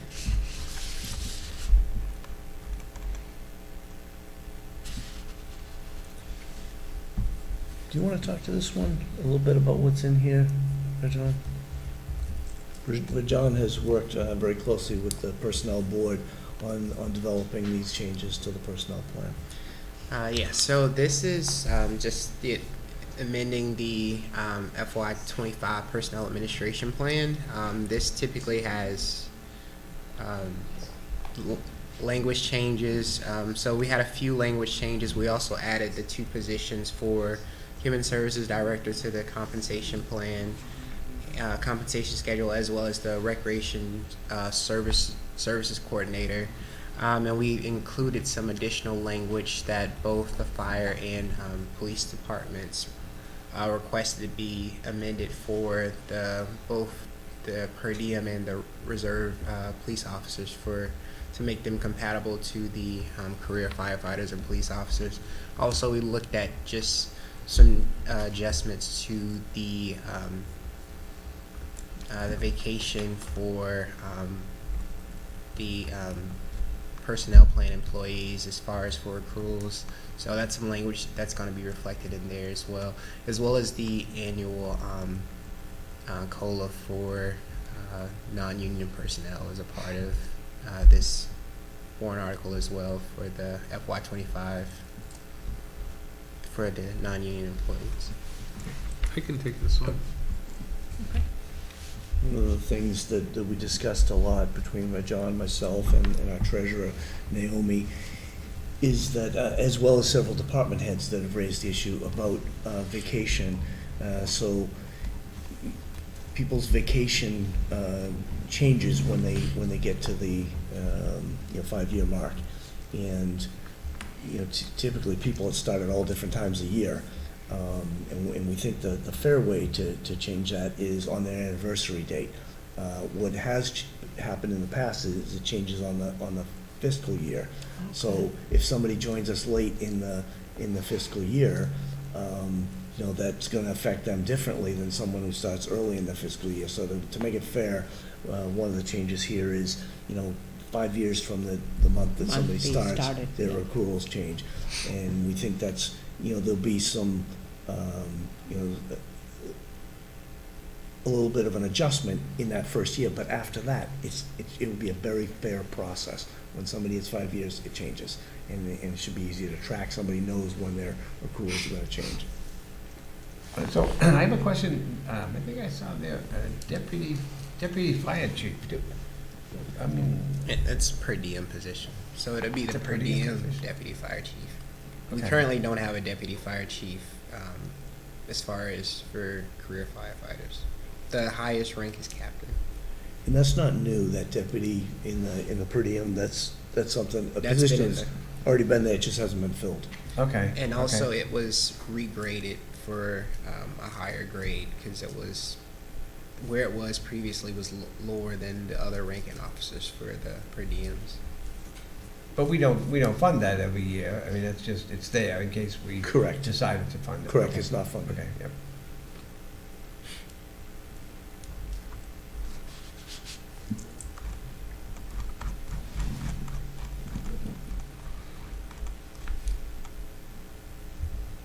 Okay, this is Article 5 that the Finance Committee is involved in right now.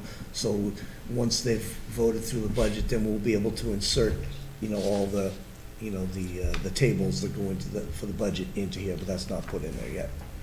So there's not much to talk about on this one at this point. I can write this one. Sure.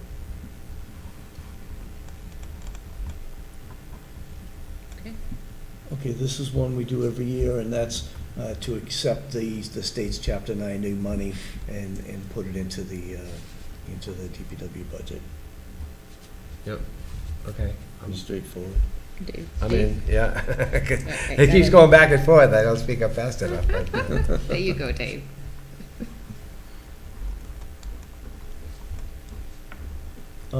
So this is OPEB, or other post-employment benefits. We have, last year we funded this at $300,000.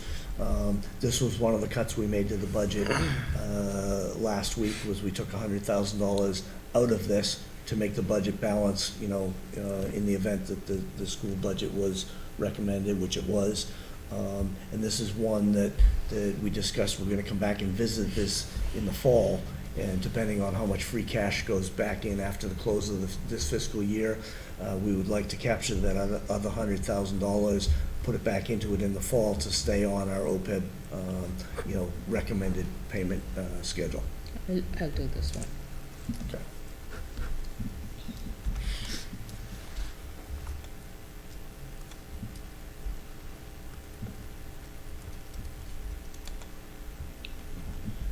This is the $30,000 that we put in each year to the assessor's budget to do the cyclical and annual revaluations. This was something was recommended by the state, right? Or was it? No, we have to do it. We have to do Yeah, this something one. we Yeah, well, mandated I to know. do, Yeah. and I think at one point, We it were was- behind, I thought. Yeah, we were behind, and I think the town did $120,000, so rather than seeing spikes when it needs to be done, let's say every fourth year for $120,000, the decision was made some number of years ago to do $30,000 every year in a warrant article, so that the money can, cross over the next fiscal year if it's not spent at that time. I So can do think that this. was- Okay. This is also a revenue driver too. So while it says it's spending 30,000, you bring in more income as the If values yeah, change. if Keep the your, values if your up to date with what assessments they're are actually current. doing. But Mike, can I ask you? Yes.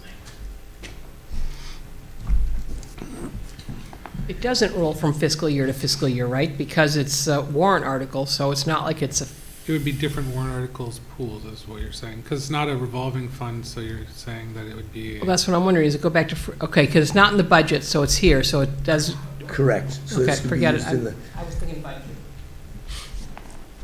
That's because tomorrow night you're gonna have the budget up there.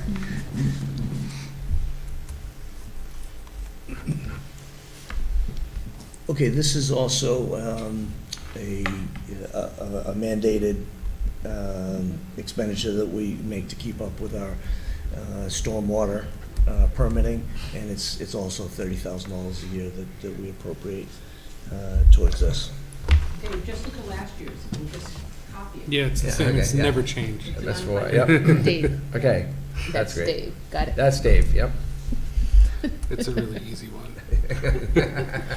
And that's one, these couple that remain the same, you know, Kelly can just put in the language from last year.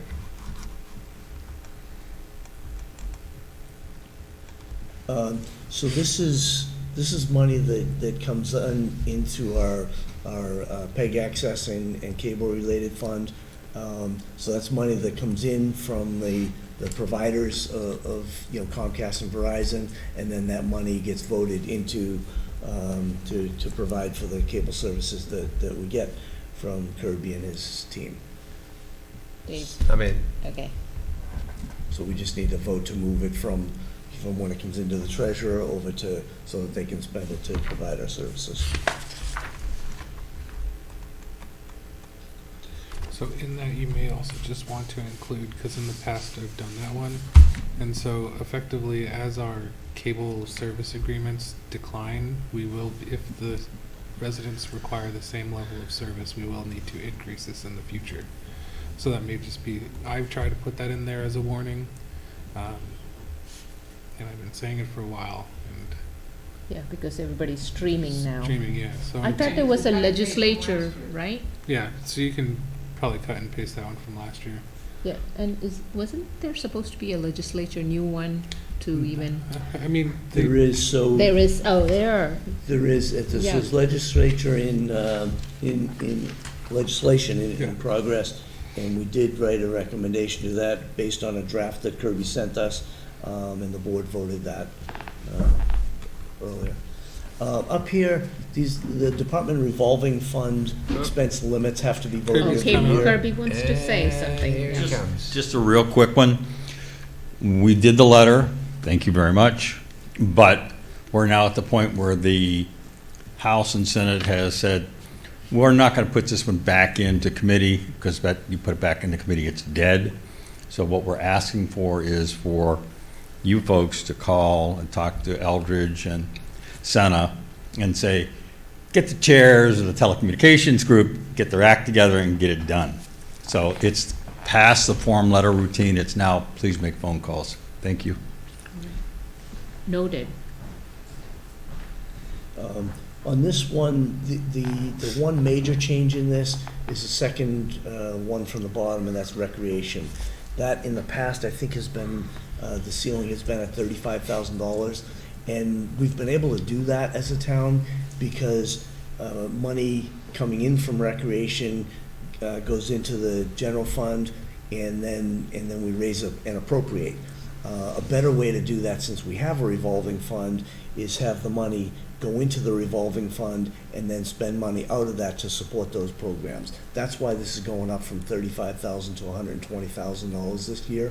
I don't know if they'll go up that high, but we want to set a high ceiling so that if they do bring in a lot of money, they can stay there and not go back in the general fund. And what that helps with, I think especially next year, when we get to this time, is that the goal is to not raise and appropriate so much money to support the programs. You will see, when we get to the budget at a future meeting, that we are still have some money in the operating budget to support the summer salaries, but you'll also see that some of this money from revolving funds is intended to be used to support two positions. One, the recreation coordinator position that Rajan highlighted in the personnel plan, but then also the benefits for one of the positions, which is the administrative assistant that's supporting 3 programs, Council on Aging, Community Services, and Recreation. So that's a $15,000 need, and $5,000 or 1/3 of it is coming from recreation revolving. So that's why that money is being raised. Otherwise, this is almost identical to what you see in every year, setting the ceilings for the different revolving funds.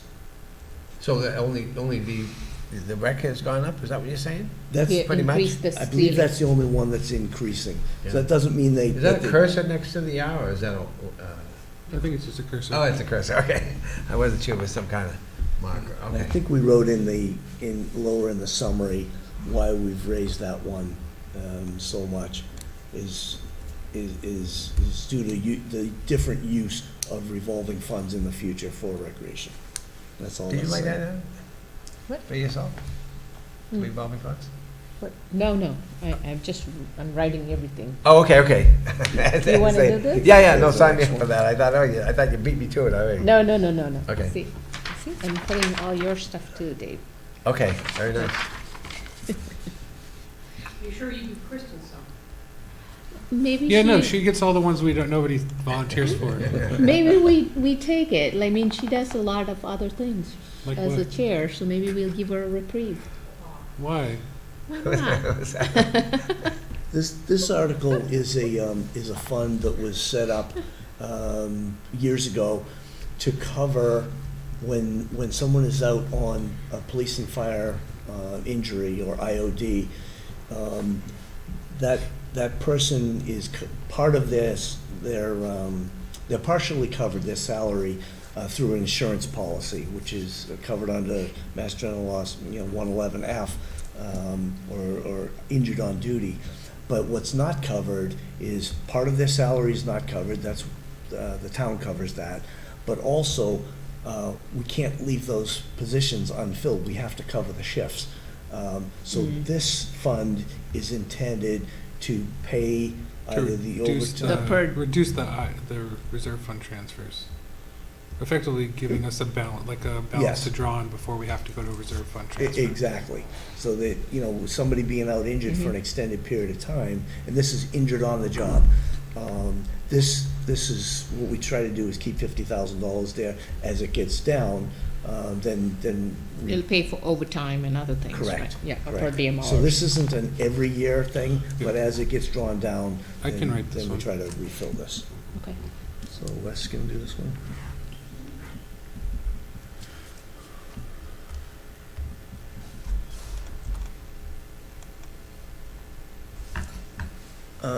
This is to fund a police cruiser. And originally, in fact, up until a couple of days ago, there were $80,000 budgeted for this because the intention was to buy a hybrid vehicle.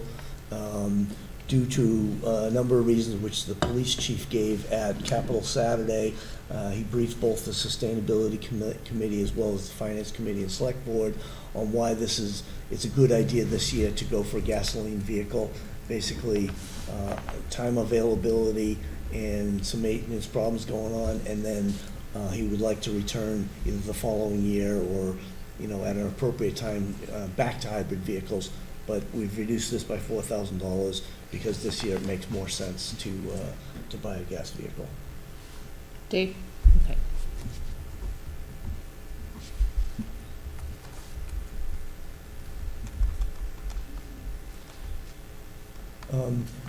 MDTs or mobile data terminals are the computer tablets that are in all of the police vehicles. And I think they're past their service life. I think they're 5 years old, he said. And that's the cost to replace those in this coming fiscal year. This is something that they use every day to do all of their work while they're in the vehicle. Oh, did you? I can do this. Okay. It's not, it's just equipment. So if it's anything software related, that'll be Wes. Oh, okay, you'll do that. This is hardware. Yeah, Yeah. I know. Yeah. So I'm like, Yeah. it's just replacement. So I'm like, I can do I this. can do this one. The animal control officer's vehicle is due to be replaced. In fact, we should have replaced it last year. But we have $45,000 in a dedicated revolving fund for replacement of that vehicle that the three towns, ourselves, Boxborough, and Littleton have paid into. So each town pays $10,000 a year into this, and it's for the maintenance, upkeep, insurance, and replacement of this truck. So right now, there's $45,000 into it. So this article is to move that money to pay for the vehicle and to move $21,000 from stabilization to replace the $66,000. So I can write this. Also, just a question or point. I don't know if we want to keep giving summaries because I know that we've gotten them like at least 5 times. And I'm so, happy to not. I'm happy to go through it.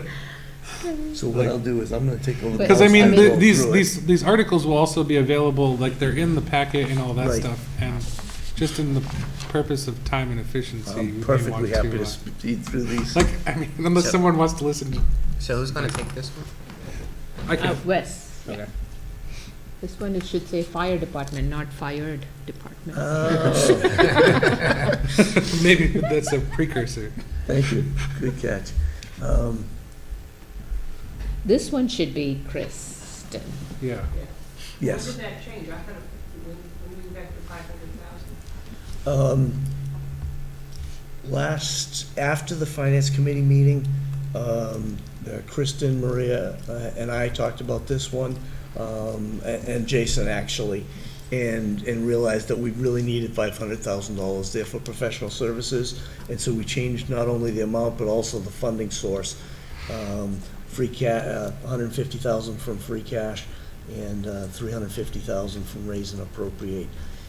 And we also changed the funding source of one of the ones that we did earlier, which was the OPEB. So that changed a little bit from last week, just to make it all work with the school budget. I Oh, can do who's going to this. take this one? That one No, is it's Kristen. Kristen. We're giving Okay, it to Kristen's Kristen. doing that one. Yeah. I can Next do one this is one. the ambulance, which Priya will do. We changed the funding source for this one since last week as well. What was it before, Mike? It was from stabilization, so Okay. now it's Now bonding and bonding, revolving okay. account. So there's $326,000 there now. We know it's gonna be more than that More by the than time that, we yeah, actually that pay for the vehicle. I remember, yes. So we'll be bonding less and using more revolving by the time we actually get this Get to, vehicle in yeah. 2 years or so. This is similar to the police academy one, but it's a higher amount.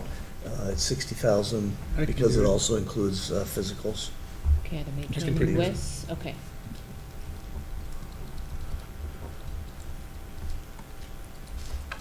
Human Services Director, this is for an internal promotion. That could be Kristen. Kristen's got this one. HR. Kristen, okay. This is the Recreation Coordinator position. I'll do that. Okay. Dave, This is the position I was talking about earlier, the administrative position that's going to be divided amongst the 3 departments. So it's just benefits. okay. Somebody want that one? I can do it. Yeah. Okay. Associate town planner, so we already have the position, just not hired yet. We haven't been able to hire it, so this is increasing up to full-time. Dave? Yep. Okay. Emergency management training, this is the one that I mentioned was reduced last week.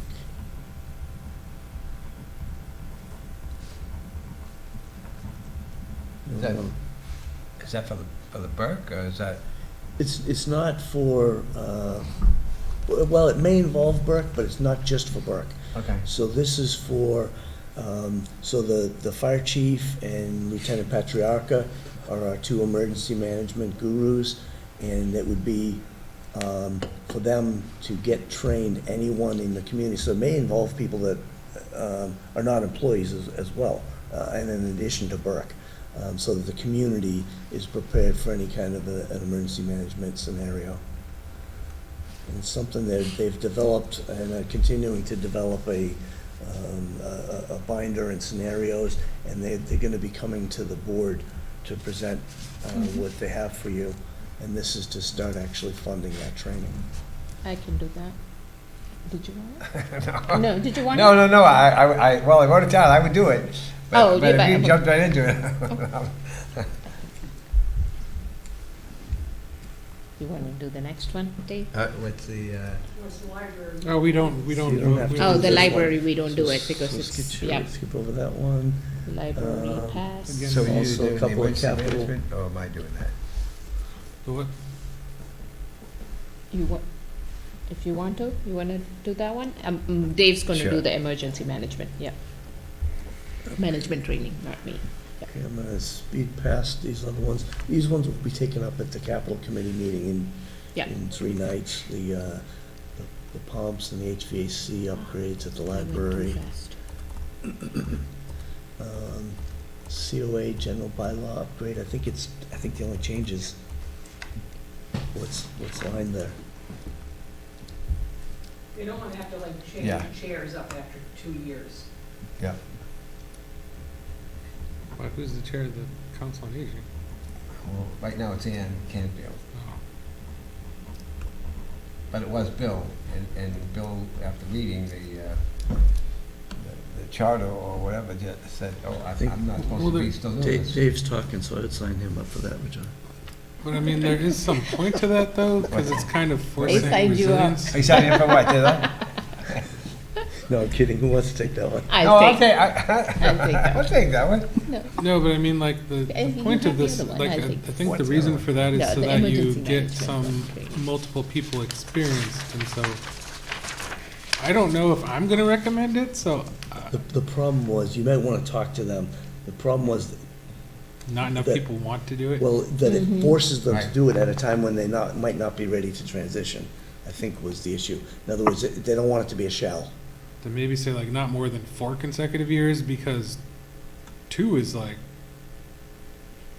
I mean, it's not hard to do it for Kelly has her hand raised. Kelly. Like, Sorry, so it Wes, you're really saying wasn't you about think there the- should be, I think there should be term limits, but like, if they're saying So that 2 maybe- is too restrictive, then we don't have term limits on any of the other, yeah, you do, with the FinCom, or you have like the, not for chair, no. Yeah, that's all that. But it's more of a recommendation to So swap do you it want to every- do this? I don't support it. no, he's but- not gonna support it. He's gonna have to write the opposing view. Kelly might have some amplifying Kelly? information for us on this one. No, I'll do Oh, that. she has her hands up, yep. Who's got Yeah, hand up? Kelly. sorry, I don't have any content about this, but I can find that information out for you and get to get Ann to clarify. But I just wanted to mention that I noticed that I didn't put FinCom recommends, so I would like them to recommend. That was just a typo at the bottom. Do you see how there's no Finance Committee I don't think recommends? they need to, because it's not a financial article. Well, we always, I thought that every article, even though if it doesn't have a financial impact, they still weigh in. I mean, it But I could could even be be wrong. an abstain So because you it let, has no thank you. impact. Okay, Dave. And if So I you are- remove I that mean, during since my I'm edits, I apologize. You're the liaison, right? Liaison, yeah.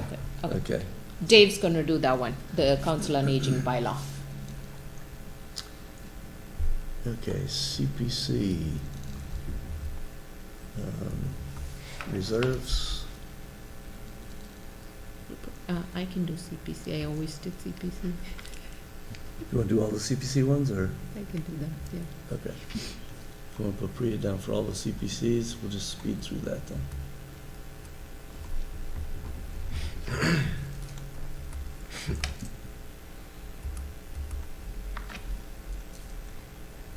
And then Kristen can have the rest. Okay, this is the Software, that's you. accounting software.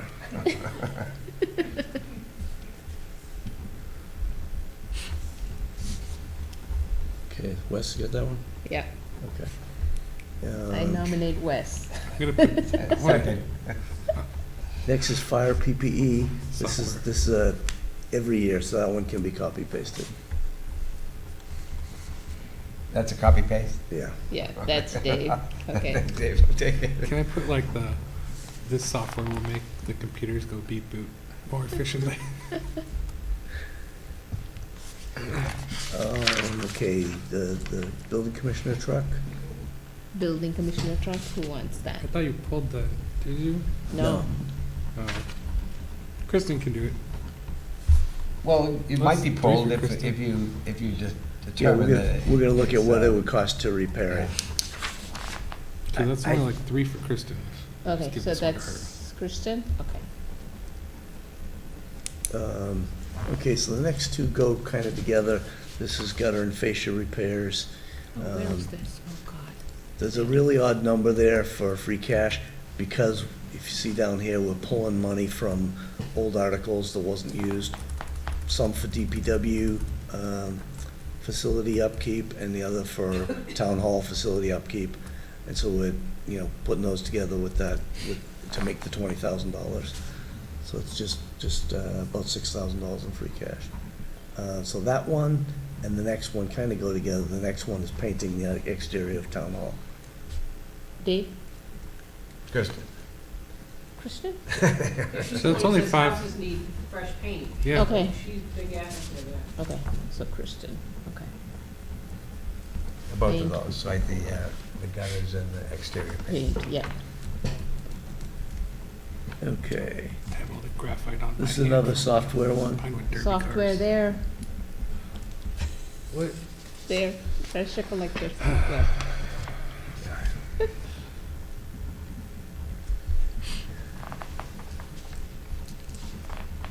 Okay, IT hardware upgrades. Dave? Who does hardware? Mm-mm. I'll do the hardware. Yeah. Okay. And the next one is also hardware upgrades. Oh, wait. No, I said I would do the IT ones. You want to do Oh, the? okay, so you- Okay. all right. Oh, Yeah, I awesome. said I don't mind doing the IT Don't let me ones. get in the way. I do hardware and Okay, And this service. Hager well. Oh, my God, I don't want to do Hager well. Dupriya, you love the Hager well. No, yeah, I do. I want to like shut it down. Maybe we don't want Bria doing that. No. We want the kids having water. And the police and One fire in- library. No, I want a new one. A miracle well Yeah, that has no problems. no at all. problems, yeah. You have to move on to Oxford. Or you just move over to the place where they're bringing in water from Littleton. See, I like that. Everybody moves to that side of town. Anyone for this? all right. Oh, who's Hager well? Kristen, Really? why Yeah, not? you guys all have a whole bowl. I mean, Yeah, like I already have 12. Okay. Okay, this is zoning article, that's planning. Yeah, 12. Another planning one. And that's it. Sounds good. Oh, who's gonna do the zoning? Well, Uh, we Nobody. don't need to do those, We don't do right? zoning. Because they are like planning board, okay. Thank you. Okay, good.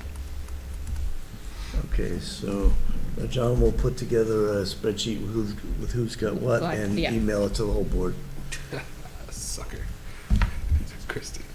Be like, hey, Kristen, you got signed up for all these.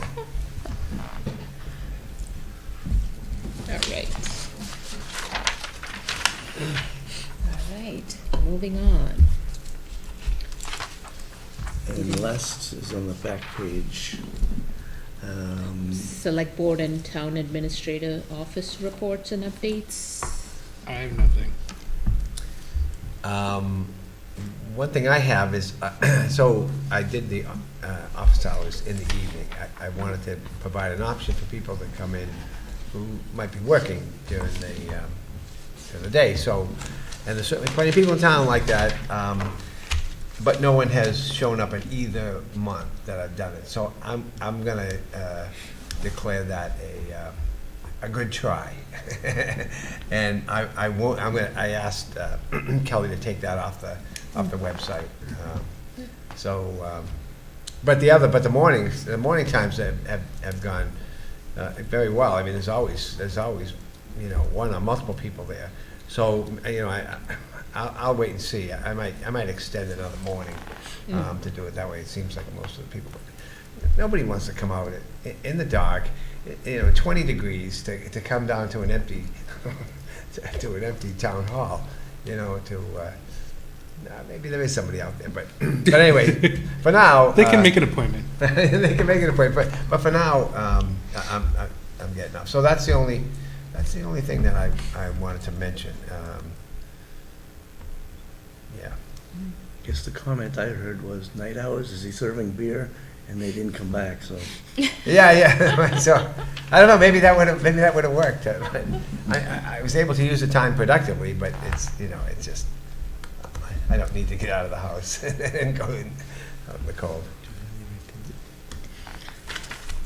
Yeah, so just just an update on staffing. We held 2 interviews last week for police officers. We're currently still looking for the local transit operator position, and we're getting some assistance from Mart with advertising for that. The finance director and town accountant position was re-advertised through the consultant we're working for, and the deadline for those applications is March 11th. Sorry, it's March what? March 11th. So nothing came about from the first go-round? We had, well, there were a number of applicants, but we got down to, 3 desirable applicants. We went through the interview process, and, it was best that we went back out. Okay. Anything on the fire side? Any updates on, Not at this time. We'll be able to make a report next meeting. Okay. And I gave my report a little earlier on the budget, so I don't have anything additional. I do have one other thing, and that is that earlier in the year, we discussed constructing a menorah to put up next year. And I just wanted to mention that again, that if there's anybody out there, an Eagle Scout candidate, or somebody who has a National Honor Society project to do, we'd love to see if you have an interest in doing that, constructing a menorah for the town. And we'd love to, meet with you, look at your plans, design, proposal, and see how we can support somebody in constructing that for the town. Have you thought about reaching out to the congregation Beth Elohim or the United Way? I haven't thought of either of those. I had thought about, I reached out to Adam and, mentioned the idea of maybe somebody from National Honor Society. I had put out the idea to somebody who was an Eagle Scout candidate, but I'll consider that the United Way and the because I know the other congregation, Beth Elohim, they've done a lot of stuff with the UCC Boxborough in the past. Okay. Someone should also reach out to Mr. Richardson, Wayne Richardson. He runs the scouting program. So Okay. I'm sure there's. I don't know if he still does he? Is he not doing them? Raphael. Oh, Raphael Chavez does. Chavez. Okay. He lives up on Cottawan Way. Owen probably has his contact. Okay, and he's the Well, guy actually, we whose have his son- contact information because he just had his Eagle Scout thing. Right. Okay. Yeah, we should probably. Oh, I didn't realize Mr. Richardson is not doing. But No, he's still involved. I mean, it's not like- I know he was. Okay. His name kind of goes hand in hand with scouts. He was my scoutmaster back in the day, Right. like 2000s. I was a scoutmaster for 10 years, and I can understand why he would step down at some point, because after 10 years, said, somebody else needs to do it, and he Right, yeah. would love doing it, but He did it for at least 20, I think, because I was Yeah. there in like 2000. Wow. It's like, And yeah, it was recently that he was still doing it. it's like he's the Yeah. first one that comes to mind if it's scouts. All right. Is That's that all it, I Mike? have. Okay, all right. Approval of minutes. So I'll move to approve the minutes of January 29th, 2024, February 3rd, 2024, and February 12th, 2024 as presented. Did you have any? I had one comment, and I forget which one I was looking at, but there was a reference to CPU, and I think that was supposed to be CPI. The CPIU. Consumer Price Index rather than, Yeah, but I think it's CPIU. it should be CPIU. If we missed a letter, we can put that in there. okay, all right, yeah. So Yeah. I remember as I was reading through them, I thought, oh, wait, that doesn't seem like a typo, but, So, Before you vote, Priya, can I just ask, because the joint meeting you had with the planning board is just the planning board minutes, but it never even says the select board was called to order or anything in those minutes. So I don't know if that's problematic or not. It's not, because Okay. I took the notes of when that started and ended, so I'll get that into Okay, when that meeting was actually, and who actually made the motion to adjourn. So I'll get that in there. thanks, Mike. Because, yeah, what we did is we used the minutes from the planning board, but I took notes on the start and end. So then I guess I'll move them as amended. as amended, Second. I would like to abstain from the planning board. I wasn't there, sure. You Can I still vote? Yeah, you can still vote Yeah, to you accept Can them. still Yeah. vote? Oh, okay, all right. I mean, I reviewed them, but look, I wasn't there, so. All right, so all in favor? Aye. Aye. Okay, so approved as amended. I'll move to adjourn. And I'll second that. All in favor? Aye. Aye.